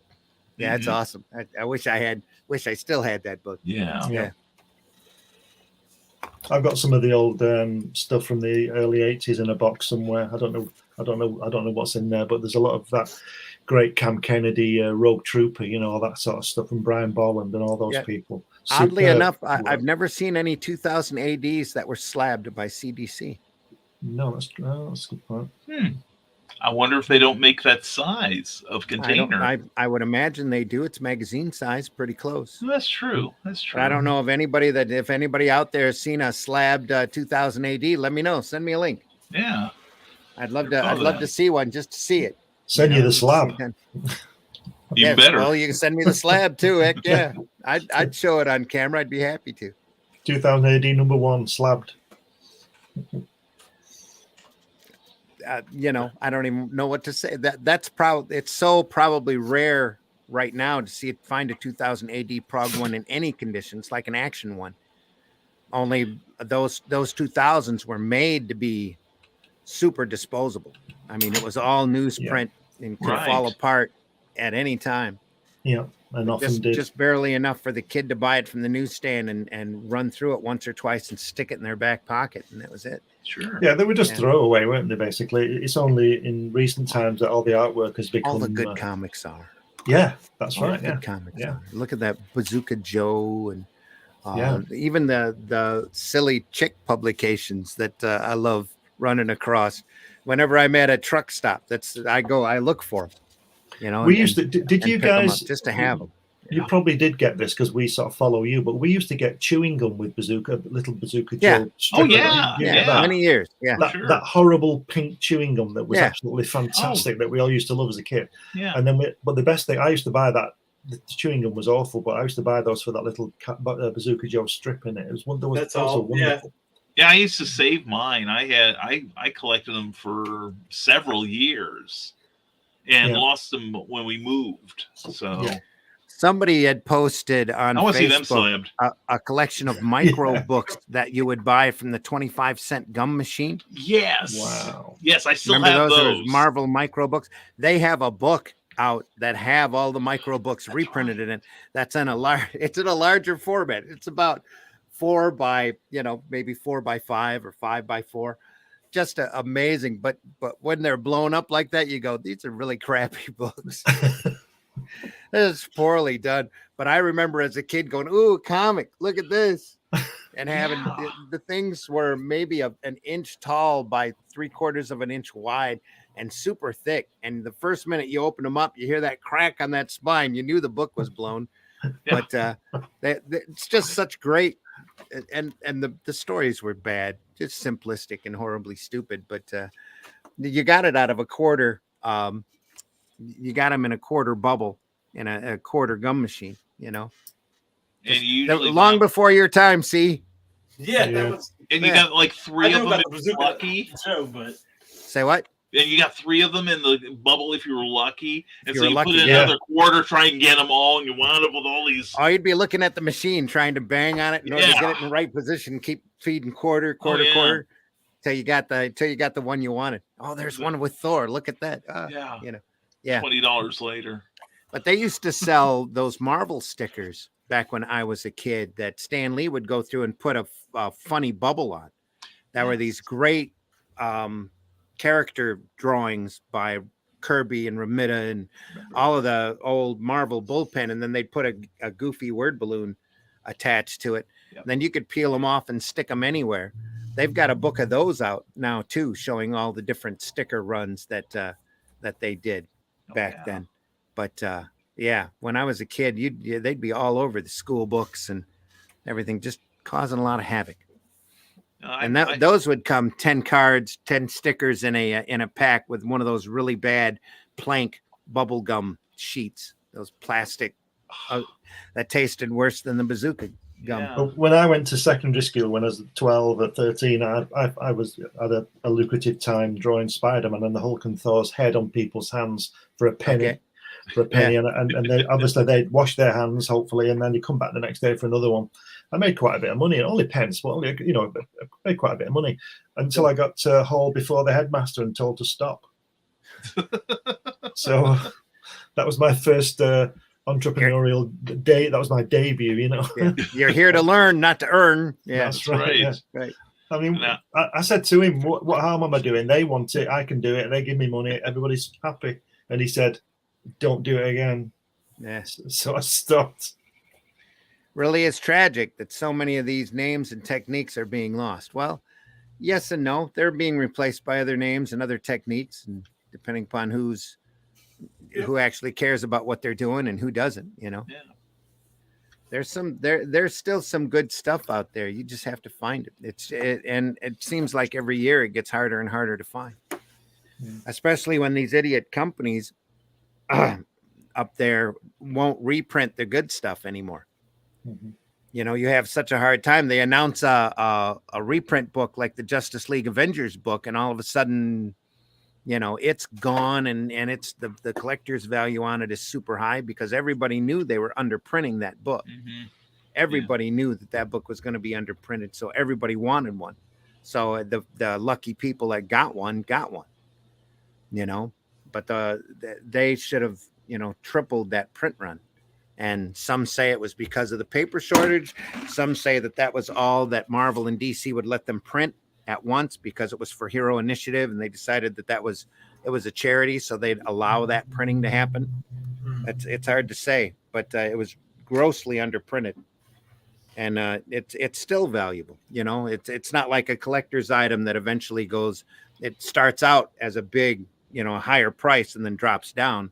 The price is maintained on that book, so yeah, it's pretty crazy. Mm-hmm.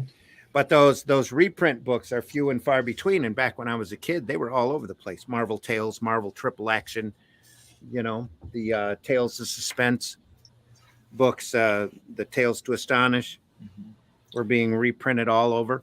Yeah. And you don't see those anymore because Marvel's too afraid to reprint. Marvel and DC both. It's not just Marvel. Are too afraid to print their back catalog because I think they're afraid that people will compare it to the current catalog and will wonder what happened to the quality. Well, it might be that, and it might also be because they're really trying to have Marvel Unlimited out there. They're really pushing people to sign on to that service that you can get that back catalog. Yeah, but there's not a lot of people out there wanting to read digital because It's not.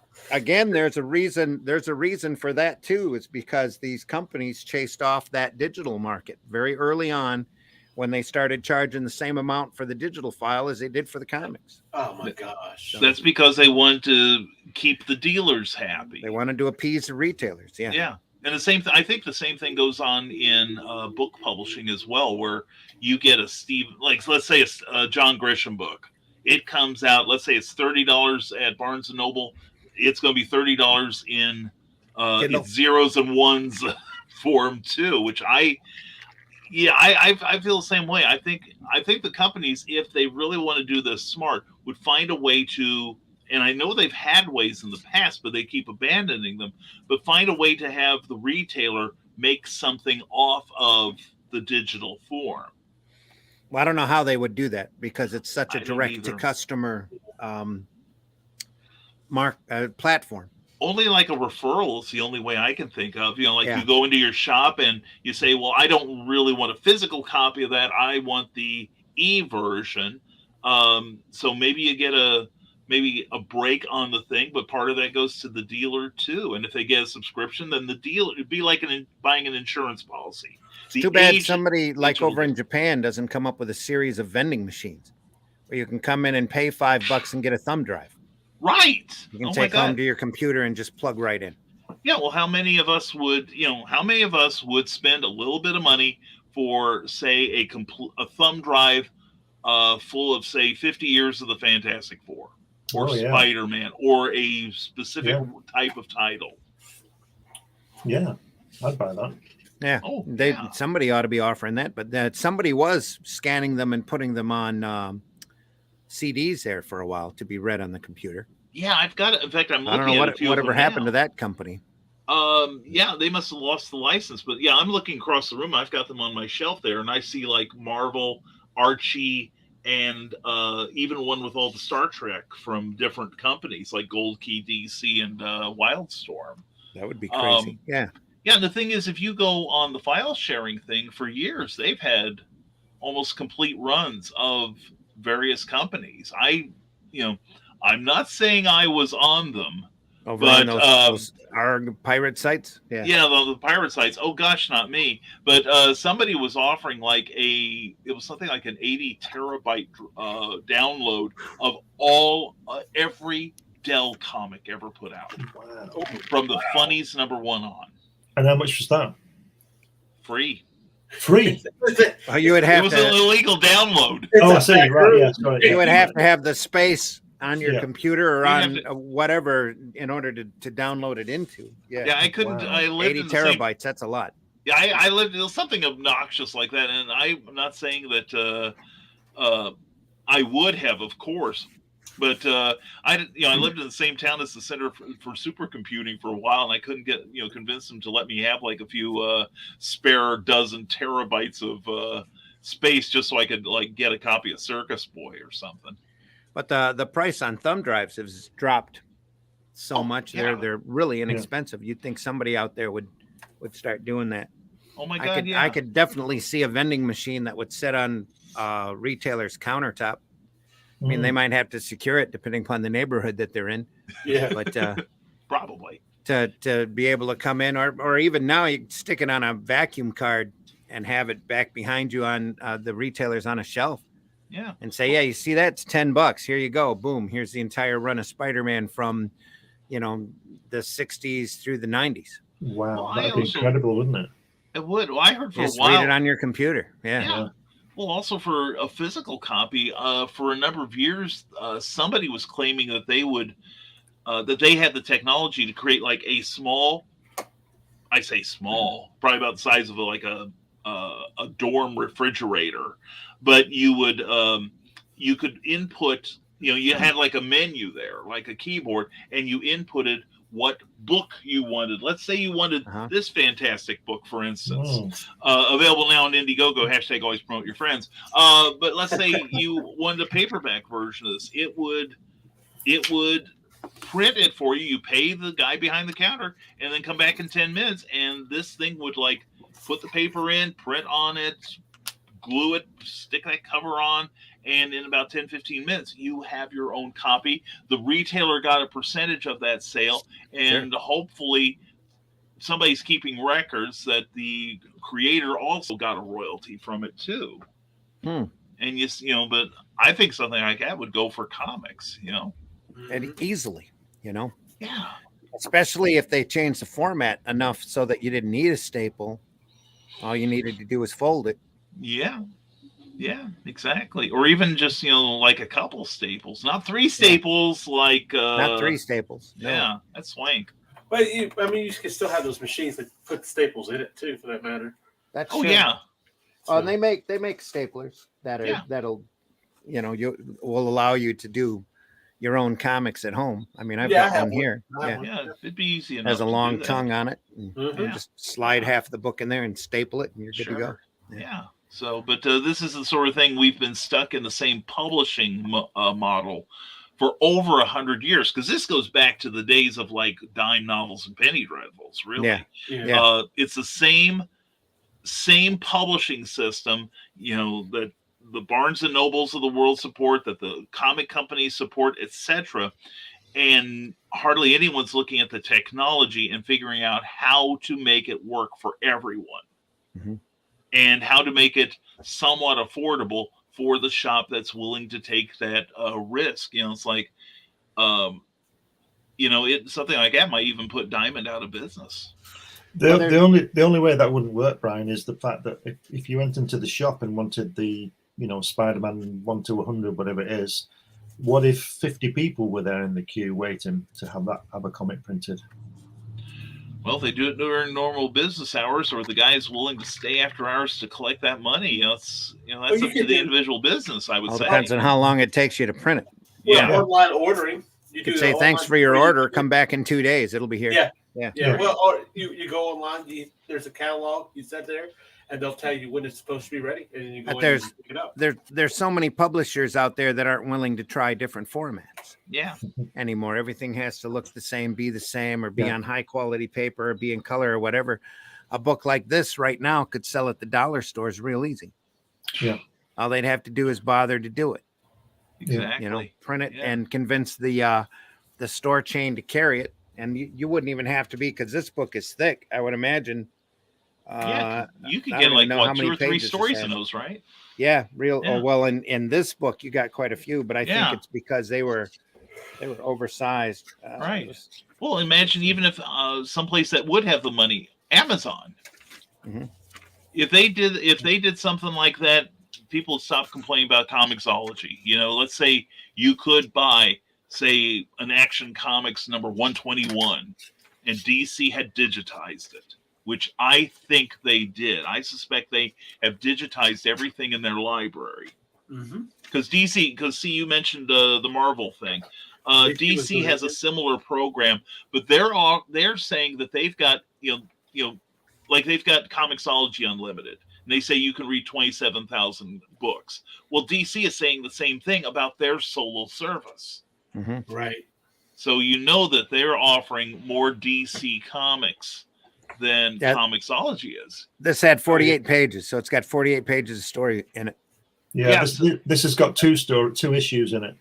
Yeah. Most of your Comixology stuff, unlimited stuff, is independent Image, Dark Horse, things Yeah. like that. There might be some Marvel and some DC, but it's very limited. Very limited. Yeah, there are some, and it actually, from what I've seen, it is mostly the classic stuff. Yeah. So plays right into my hands. And it's Right. not like Marvel doesn't have access to that material, because they printed it over in England 5 times over. Oh yeah. They could get those stats and sit here and do ash can size books and sell them for $1, $1.50 Right. at the dollar store in black and white, real easy. And And- that would only increase their market. Yeah, and So put something in there. Heaven forbid for that. Make to sure happen. nobody confuses it with the original. Well, they wouldn't, because it would be in black and white, and it's in a smaller format. Yeah, yeah. You're right. you could go through and reprint entire. Imagine like Action 1 or some of the old Golden Age stuff like that in that size. It'd be incredible to see. You just have to make sure the lettering type is readable enough. Right. That's all. And Or you take your chances. or you take your chances. And the worst thing about this is they were printed so fast and so cheaply. It's printed light. You see, it's really like a gray more than a solid black and white. Yeah. And on typical newsprint, which yellows over time. This is the same. This is very light. Yeah. The same thing. But nothing smells as good as those newsprints. I'm sorry. No, but all the more reason You to can see. to do them up, Yeah.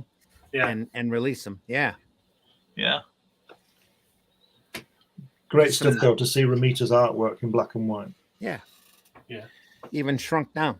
Yeah. I mean, Seriously. Archie made a living or kept their company alive by selling those digests at the grocery counter, Oh yeah. Yeah. for probably a couple of decades at least. Oh yeah. So it'd be great to see again. I I mean, wonder- Archie's still doing it, but what's bad about those Archie digests now, you'll catch one every once in a while that reprints the old stuff, the old 50s stuff, but most of it's all the realistic looking things because they want the reader to associate with Riverdale. CW. So, yeah. Could it be the licensing that's the problem for them not doing that? Could it be the way they put the licenses out there for people to reproduce these things? Because when I was doing my magazine Crikey, which was about British comics 10 years ago, I've told you the story. I think I was in touch with DC Thompson, who produced the Beano and things like that. And I was going to go up there and see them, but I ran an article about a Spanish artist called Freo, and he drew the Avengers, with John Steed, that Avengers, not Captain America. And there was a series there, and this art, it hadn't been reproduced since 1969, this artwork. and there were 40 issues of this beautifully coloured, again hand coloured artwork, and it's in a box in their archive, and they can't reproduce it because DC Thompson owned the artwork. I think it's Carlton TV owned the Avengers show, and somebody else owns the logo, and they can't come to an agreement. So what that means is we don't get to see it, right? Because they can't agree. Why don't they just take a third each? Or why don't they just put it out tomorrow and argue about who gets the money later, but just so that we can see it? It's stuck in a box. You might as well throw it away. I think over in Britain, that's how a lot of the rights were split up back in those days. That's why I think you don't see a reprinting of the 2000 ADs prog by prog. You'll get them all as one character set at a time, reprinted in each book, because it's so much easier to deal with that small section of rights owners than to have to deal with everybody at once and hope everybody will line up, and there'll always be somebody go, oh, if I hold out, maybe you'll give me more money. Yeah. Right. So suddenly they all end up with none. Yeah. Because apparently nothing to do with what we're talking about, but Bob Marley's family are still arguing over his will. Yeah. And he's been dead for 40 years. Yep. Oh yeah. So nobody's it's because he's got 25 kids or something, and they're all saying that they were the best kid and all that. But they're not getting anything. Nobody's getting anything because they're arguing about it. Mm-hmm. And it's 40 years. So all those kids are going to be at least 40 years old now. Oh yeah. So is it going to be resolved when they're not here? So what's the point? Probably. Just wait for it to go into public domain, and then everyone can reprint it. There you go.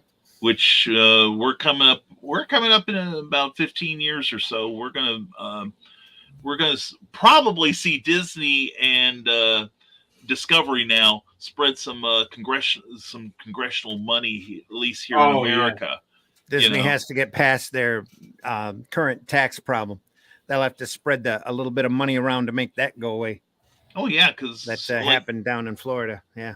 Well, yeah. Well, things like right now, if they hadn't passed the Sonny Bono Copyright Extension Act in '97, and Sonny had an interest in that because he was a songwriter. Yes. Right. Yep. So he wanted to keep the royalties as long as possible, especially since he was under the old system where you had to renew the thing.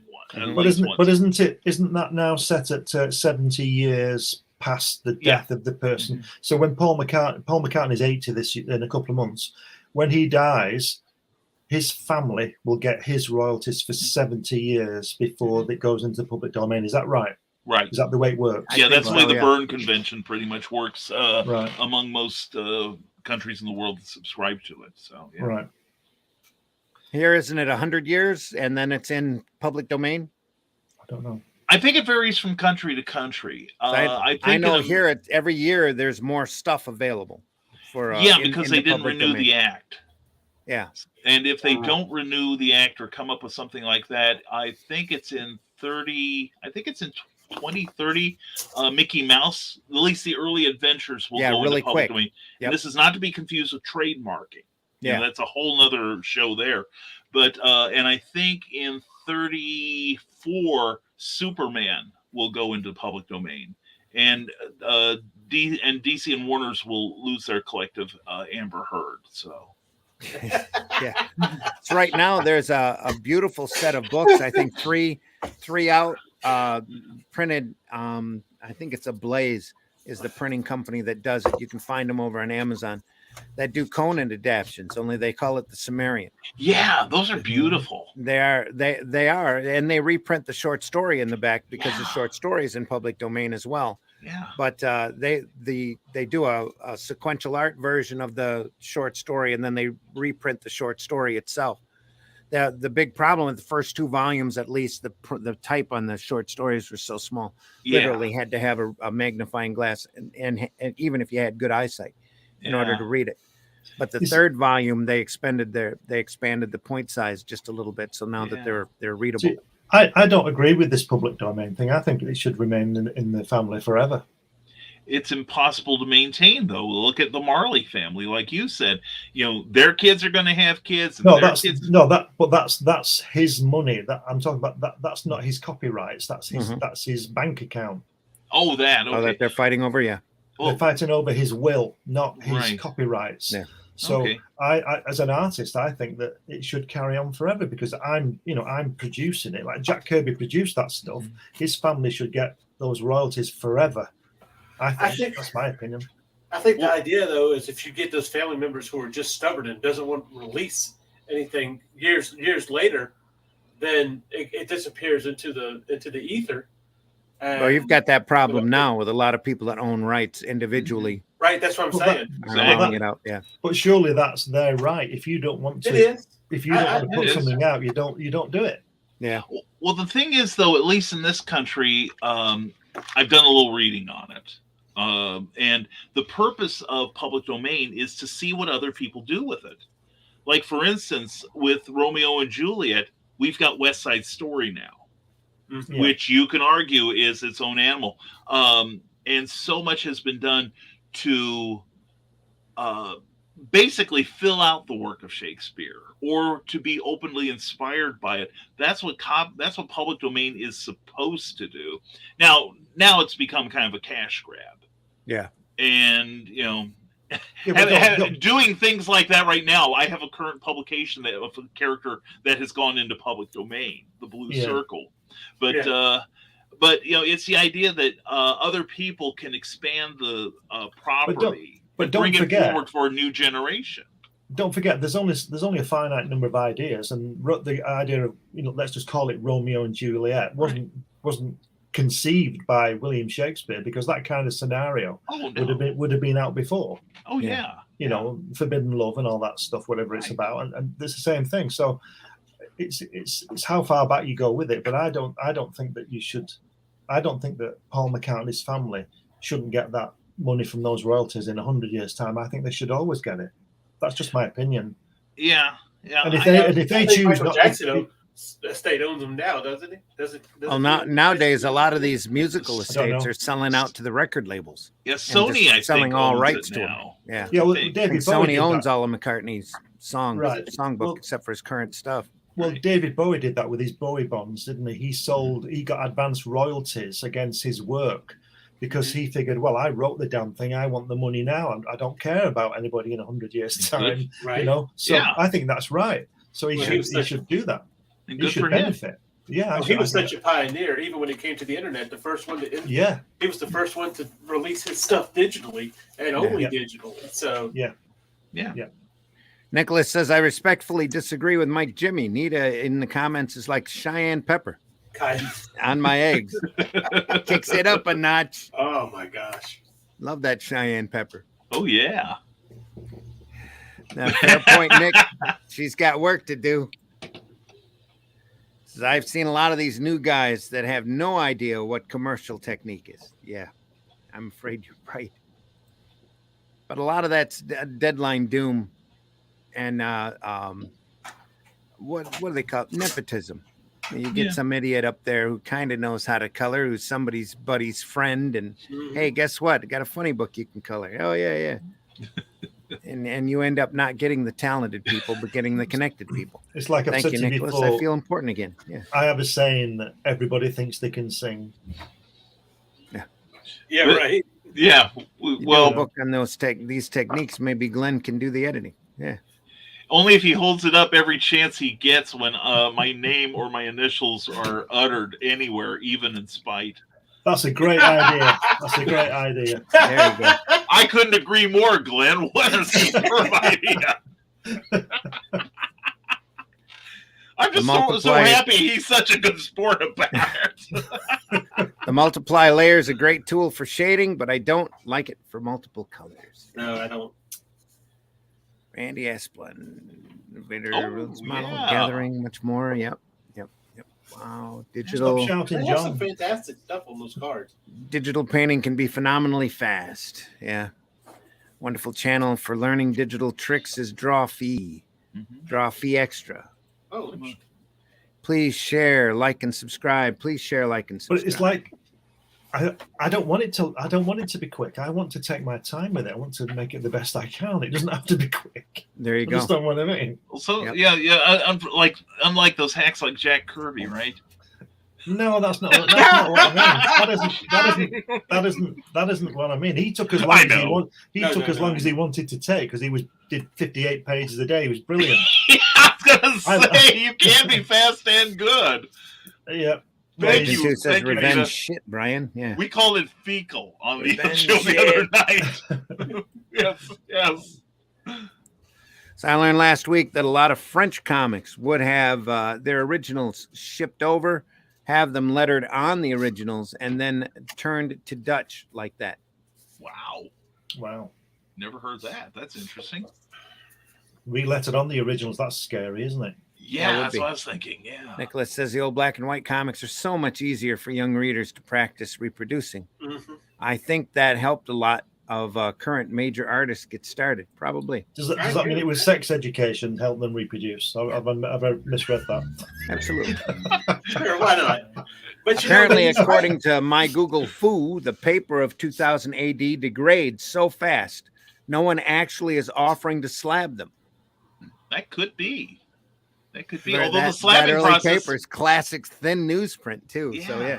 Although the slabbing is supposed to do something to arrest the decomposition because of the acid. By the way, most boxes that we all use is not protected, and it has acid in it too. Because I had some of the old 2000 ADs, and there was this little browning around the edge from the acid leaching out from the box. So wow, that's what must have happened to Tutankhamun. Then he wasn't slabbed properly, was he? If he had been slabbed correctly with that little sheet of paper I'm not going to say where, when they took out all of his vital organs, then yes, we would still have a pristine mint Tutankhamun to this day. Good call. Certificate of authentication, or yeah, they need a certificate of authenticity to go with it too. It can't just be any Tutankhamun in there. For a retailer to make a digital sale is for them to sell digital codes. Yeah. That's another good idea. Now. Or paid access to a Google Drive folder. This man's a genius. Marvel DC, you should be listening to that. Multiple printers in the shop. Yeah, agreed. Joe says other problems that will come from doing that. One of the problems, which is in comic news now, is facsimile copies popping up from high-res digital copies of books being printed and sold as original. That is always a problem. I read somewhere that there's more copies of Amazing Fantasy 15 around than were printed in 1961 or whenever it was. Yeah, with Spider-Man. Like the wood from the crucifix, right? Yeah. I know Cerebus #1 was counterfeited a number of times, and it was easy to tell them apart from the original because it was printed better. Yeah, same with Cerebus, the Aardvark #1. Yeah, seriously, he's right. Yeah. Cerebus, the Aardvark #1, and in fact. The book that Randy mentioned and the Cerebus are both listed as having their own resale value now. Yeah, because Cerebus 1 was printed almost like 2000 AD on the thinnest newsprint that they could find, and a print and litho that was printing the book at the time didn't know exactly what they were doing. So that's why when I was printing Arrow Comics 3.0, I was happy to run them over. Printy's offices were like an hour away from my house. I'd drive them over and have to deal with customs in order to get them to them and take them the originals, because here's a company that had been printing Cerebus for, at that point, close to 200 issues. They had made all the mistakes in printing comics that you're going to see a printer make, all on Cerebus. So they knew their stuff. They were able to turn a job around real quick and do it incredibly competently. Yeah. Well, didn't Dave Sim only print 2,000 copies of #1? Was it? Or was it less than that? I think it was 2 or 3. I know it was a relatively low print run. Yeah. Well, that should tell you something when you suddenly encounter a Cerebus #1. Same thing with the Amazing Fantasy 15. Mm-hmm. There's not that many of them around, and it should tell you something to look closely. And if it's almost printed really nice, forget it. Yeah, I would imagine it's almost like printing big little books now. Yeah, that our printing process, the science of printing, has advanced so far. It would be difficult to do anything that looked like a genuine, unless you had, the genuine article, unless you had somebody in the printing business who knew their stuff that could reproduce those effects. But don't forget that, there'd also be the aging process as well that we've been saying. You know, and when does Cerebus? Is it 1977 or something? Around that time, early 80s, is it? I think you're about 76, 77, somewhere. Yeah. Right. So it's what, 45 years ago. Yeah. So it's going to have weathered somewhat, hasn't it? Whatever you've done with it. So it's probably 75 or 76 now that I think about it, because in 77 I had my own comic shop here in the Flint area, and I remember selling Cerebus 6 out of that. But even so, like I say, the weathering, so to speak, would have taken over, and you've got to reproduce that as well. That'd be a task. However good the printer was, that'd be a task finding the paper that would give it that effect. So if you get this pristine copy of Cerebus #1, run if somebody offers it you. And the staples. Yes. Because seriously, that's one. I think it's the Cerebus prints with the fake is a colored staple. I think I see it. Where it was like a steel staple in the original. Nothing fancy. What are you saying, Chris? It was December 1977. Get in there. December of 77? Yeah. Okay. We have our ombudsman. Must have been 78 then that I had my comic shop. DC has everything scanned and archived. Yep. I thought so. I believe that.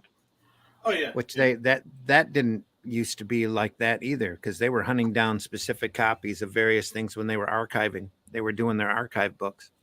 I read somewhere when Paul Levitz did those beautiful Taschen books that he found that they had missed something like 13 or no, something like 36 comics in the entire span of DC Comics, even back when Malcolm the Major owned them. And somehow he wound up finding copies of them. And there are collectors around the world. There's something like 12 collectors who actually own every DC comic ever printed. Really? Yeah. That's what he's according to Levitz. Yes. Brian, you're a Doctor Who fan, aren't you? Yes, I am. Put me straight on this. Is it right that I don't know when, 10 years ago, 15 years ago, the BBC put out some kind of amnesty because some of the original tapes had been wiped? Yes, they did. But somebody had recorded them, which was illegal at the time or something. And they gave this amnesty so that he would present them and they could release the whole series. Is that right?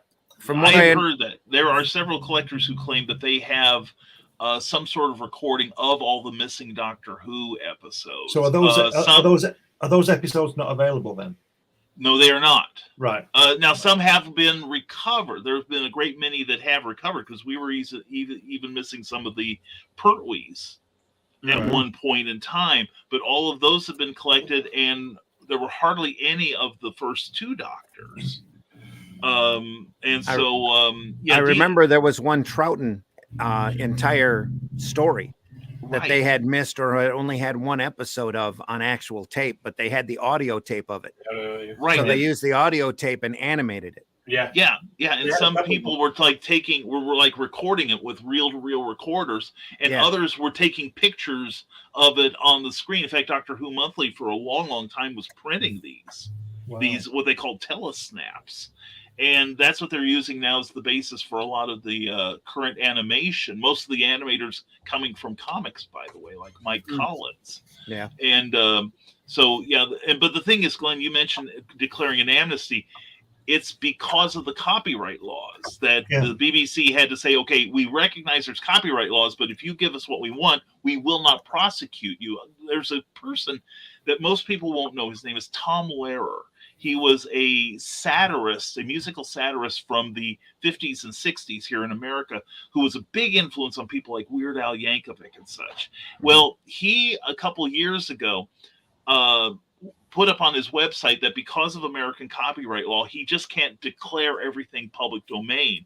But what he did do is saying, here's all my sheet music, here are all my lyrics. Do with it as you will. I want to hear what, this is kind of like the public domain thing we were talking about. I can't put it in public domain legally, but I can promise you that I'm not going to prosecute you. So do with it as you will. I want to hear what you're going to do with my stuff. Yeah. So, there's your argument for choice there. He chooses to let the public, readapt it and reintroduce it for a new generation. And I do recommend the stuff because even after 50, 60 years, it's still relevant, a lot of it. You know, and some of it is just so funny, like poisoning pigeons in the park, the masochism tango will all go together when we go. He wrote stuff like that. So Who is this again? Tom Lehrer, Tomlehrer. Okay. Do a search for. I think you would enjoy it. I really Sounds do. like it. It's up your alley. Especially, yeah. Everyone present, I think everyone would enjoy that. So, you know. So anyway. John Celestri says, I listen to this show while taking my shower and shaving. It's hard to respond quickly. There's an Same with image. us. The Avengers with John Steed is a true Avengers. Marvel's The Avengers is just riding on their coattails. I said it, no regrets. I'll back you up, Nick. January 1st, 2024, Mickey Mouse becomes public domain. Wow, that's Let's like hope. 18 months, isn't It's it? coming up 18 really months quick. away. Yeah. I'm sure Wow. Disney's trying to Yeah. throw some money at that problem right now. Me poo. No, not me poo. The Me Poo movement. Without public domain, there would not have been West Side Story. Thank you. How many glorious variants of the Dracula story would be lost without public domain? Frankenstein, all the Says classics. they would still get their royalties. Yeah, true. Yeah. Fast, great, quality, cheap. Pick two, no more. Says Russ. I think he's right. That was good, fast, or cheap. That was the motto at one of the apparel printers that I used to work with. They'd look at a customer and go, good, fast, or cheap. Pick two. Yeah, right. Turtles. Turtles 1 was counterfeited as well. I'm sure it was. Yeah. Yeah. Probably. Any chance for these shysters out there to jip a buck out of people? Yeah. Oh, yeah. Do you think the fixation on comic collecting is negatively affecting the way comics are written and sold today? I think that's been a problem for 30, 40 years, but you're not going to be able to escape it because of the collectability. Because it turned from a collector's market to an investor's market. And when that happened, comics suffered for it because of now you get all these stupid variant covers, and half of which aren't even worth being on a cover. The artwork. Very rarely do I see a variant cover where I sit there and go, that's pretty cool. Mhm. You know, they are out there. It's just that they're very hard to find. You don't get these big iconic covers anymore anyway. I mean, the covers that really stick out. You mention Avengers #4, you automatically know what the cover looks like. Avengers 16, even though the layout on that is a very simplistic. It's Captain America in the middle with everybody else on pictures on a wall. Very iconic, though. You can't get that nowadays. You can't just speak out and go, hey, Captain Marvel #10. Oh, yeah. Well, look how it's affected storytelling in comics, especially since Image came around, where they realized they could resell a full page illustration much quicker than a page with, say, secondary characters on it. So that's why you had Wildcats written by Alan Moore, who knows his stuff, and the artists were changing the scripts so that they could resell the art more easily. Yeah. And if there's one person I think doesn't need his stuff changed, it's probably him. Yeah. Well, you saw a big step down in quality when Image exploded anyway, just because there weren't writers and there weren't editors working on those products. Exactly. And you had the artists were out there going, it'd look cool, big picture of whatever character right there, boom. Right. And then they try to throw a little bit of story in around it. And you need editors. And believe me. I was just going to say that, Brian. You just got there before me. Great editing. It's everything you need. Never mind the fact that you have to write the thing in the first place. If it's not edited, in which case you'd have nothing to do. You need both. Let's put it that way. And you've got to have good stuff to start out with when you edit. So, December and this is why. This person is why. Right. So. Right. Exactly. Deserve the best. Yeah. That's why. And don't forget, with that book as well, you also get a DVD. You can see him moving and talking with me. This is me. This is me. That's it. Russ says they don't preview the story on the cover anymore. Bring back speech bubbles on cover. No. Yeah. The image on the cover doesn't even fit the story anymore for that. Yeah. A lot of times. Yep. No. Amen. Bubbles on covers. bubbles on covers should be banned because it should be just Effing purely editors. the artwork. It should sell it on the artwork. Yeah. If Remember you back need- to those great days of Marvel Comics when they didn't just put a dialogue balloon on the cover. They put a big outline around that dialogue balloon Oh, on Yeah. the cover. It's Yeah. just, oh, yeah. If you That's good don't stuff. know what's happening, and you need to be told on the cover, you shouldn't be buying the book, in my opinion.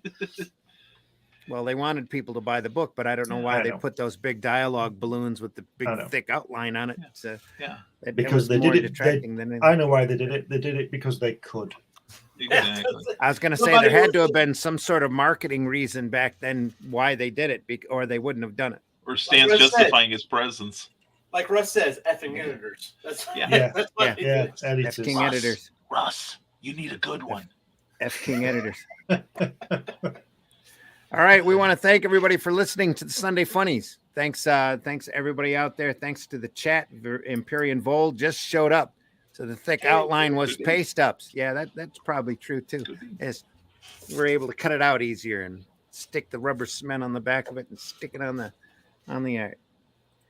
Says Randy, the thick outline was because the bubbles were added in paste up. Yeah, after the fact. Yep. Oh, I missed it.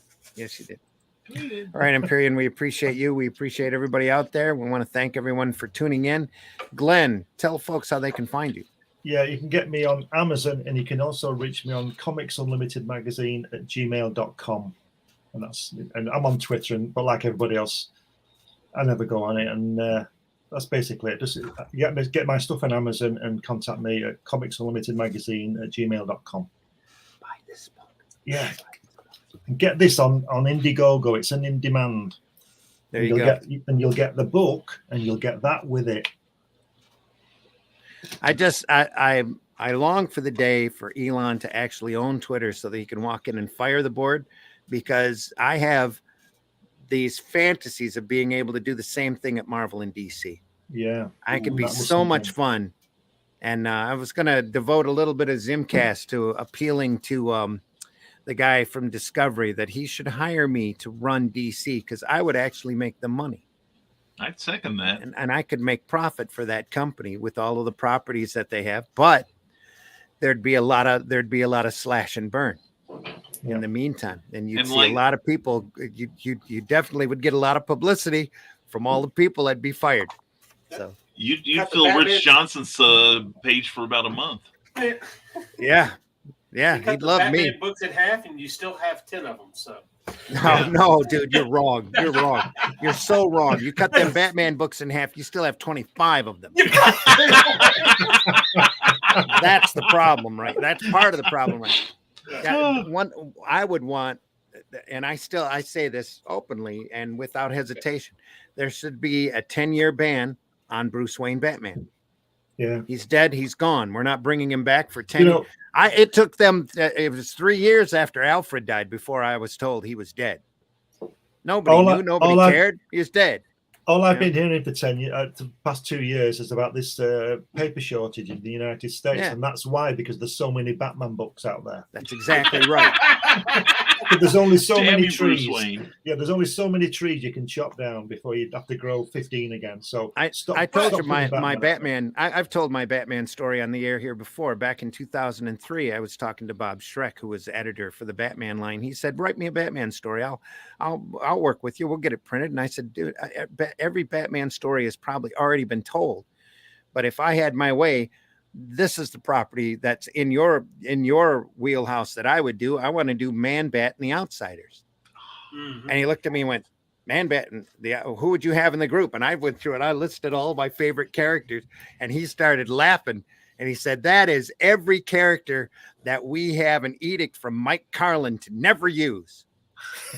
So do up that proposal. It'll never get printed. It'll never see the light of day. But as a favor to me, do up that proposal and send it to me. If you'd be, when you get the time, just send it to me and I'll keep it in a drawer.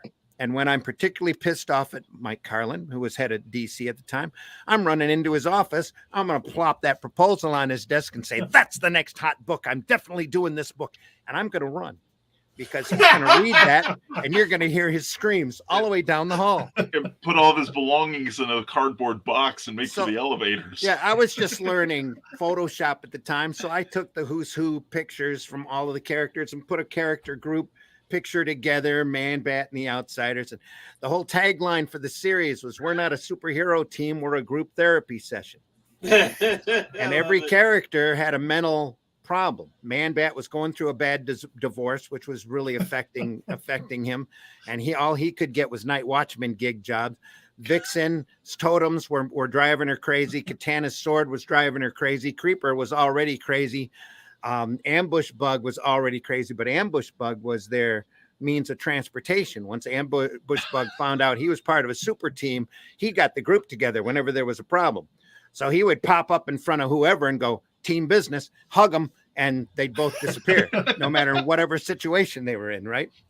So I had 6-issue outline done up. Phantom Stranger put them all together, and basically Phantom Stranger told them all of you guys are our problem. Yeah, right. You all have mental, you're all being troubled individually, but if you all got together, you would save the world. And then Phantom Stranger disappears.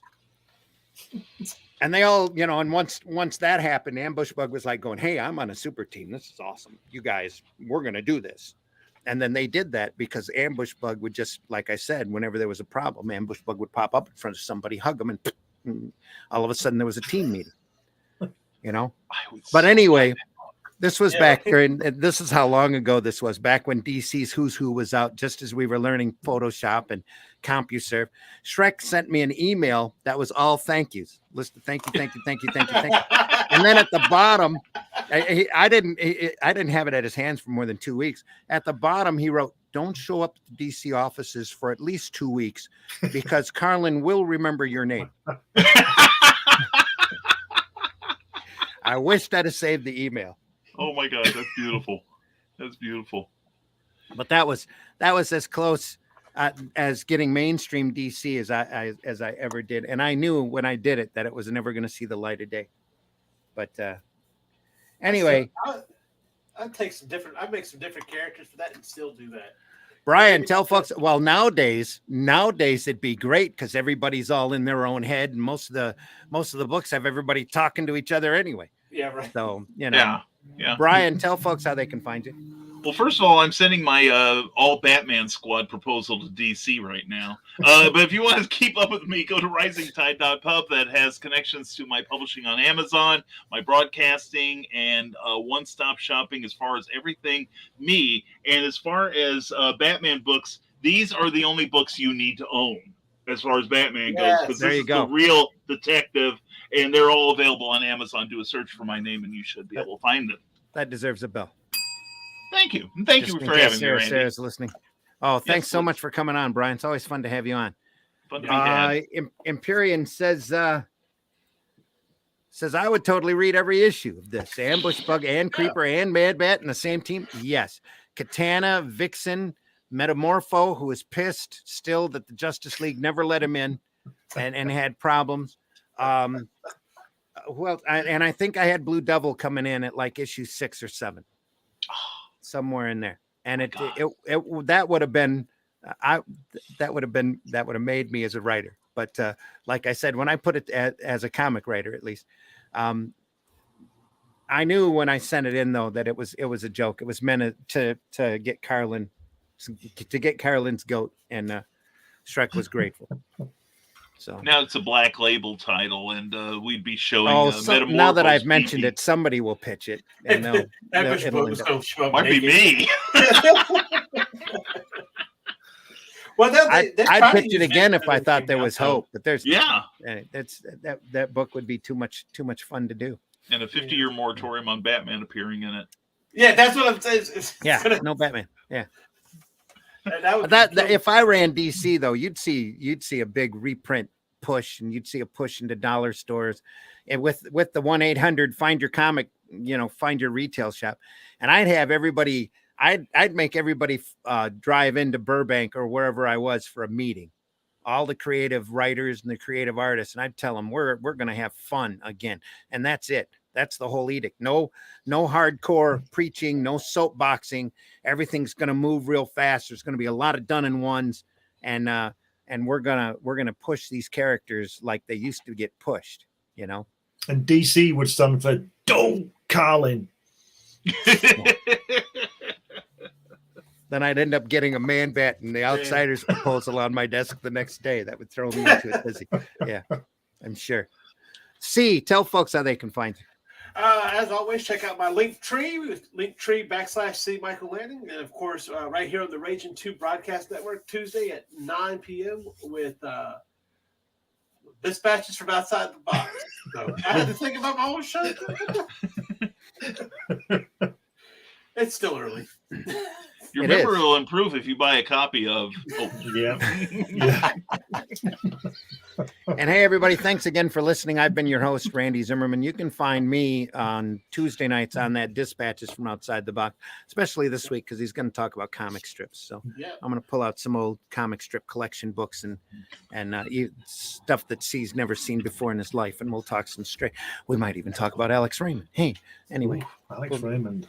Yeah, there you go. That stirs that pot, doesn't it? Yeah, it does. Creative pot starts rolling. Anyway, then you can find me also on Wednesday nights on the Zimcast, where we talk a little bit more pointedly about the comic market and this wonderful business that we're in. We use a little bit more adult words and a few expletives, and we run some video clips that might offend some people, but we have some fun over there. That's at Wednesday nights, 9 p.m. Eastern Standard Time on the Raging 2 Broadcast Network. Then we'll be back again here Sunday morning as old farts and some young whippersnapper probably starts talking comics again on the Sunday Funnies show. That's at 9 a.m. on Sunday morning. We want to remind everybody of the great shows that you're going to find on the Raging 2 Network, of which this is only a partial card of. Dispatches, as we mentioned, on Wednesday afternoons, Daphne Lage draws and talks at the same time. She showed she could do that last week. You did. It was amazing. You certainly did it yesterday. Yeah. Oh, just yesterday? Yeah. Oh, Saturday, yeah. Oh, the Saturday sketch, Saturday sketching show that we don't have here on this card. Yeah, with Mike Jimmy and Marv. Thursday mornings also is Nerd Bacon, which is a safe for work comic talk program. 9 a.m. Thursdays, run by the great Luke Stone. Sunday Funnies again, Sunday mornings. And then J.D. Calderon's Talking Comics on a Sunday nights at 7:30. I'm not sure if he's on this week, but when he's not on. We're on tonight. Oh, are they? Yeah. Okay. Well, I didn't get an invitation. So. I'm taking the day. I'm taking that night tonight off. How do you like that? That'll make the wife happy. Anyway. Other than that, check out Raging 2. Go over there, subscribe, hit that bell for notifications. Go over to the Rising Tide .pub. Go to the Rising Tide channel too. They also have a wide variety of programming. Well worth your time to listen. And thanks again, Brian, for coming on. Thanks, Glenn, as always, for popping in. And C. Michael. Thank Nita for making you get up and get on the air. Yeah, sure. That's how that works. That was your one chance, buddy, and you blew it. That's right. And don't forget, tell Nita that her edition is on its way soon. Okay. Something to look forward to in the mail. Absolutely. That's right. I have to get on here. That way I can show it when I get on here in the morning. And folks, if you're out there and you find comics, there's a comic story or a series, an artist that you love, make sure you tell everybody.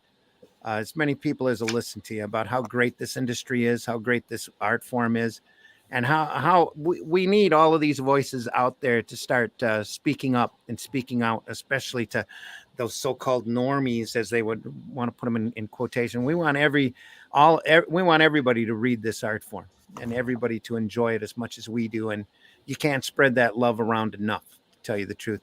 Make sure you go out and buy those independent and alternative comics and books, especially ours, as you go through the day, and try to leave this industry in better shape than what you found it in.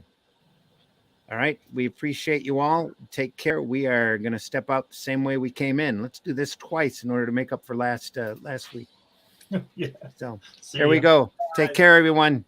Any last words? Nope. That was my chance.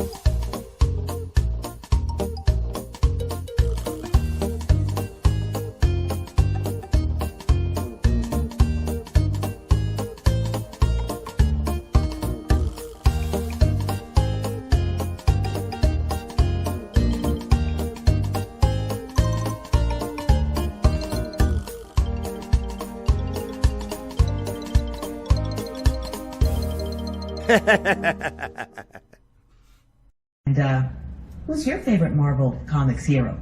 Mine is Superman. Remember the motto? With great power comes great responsibility.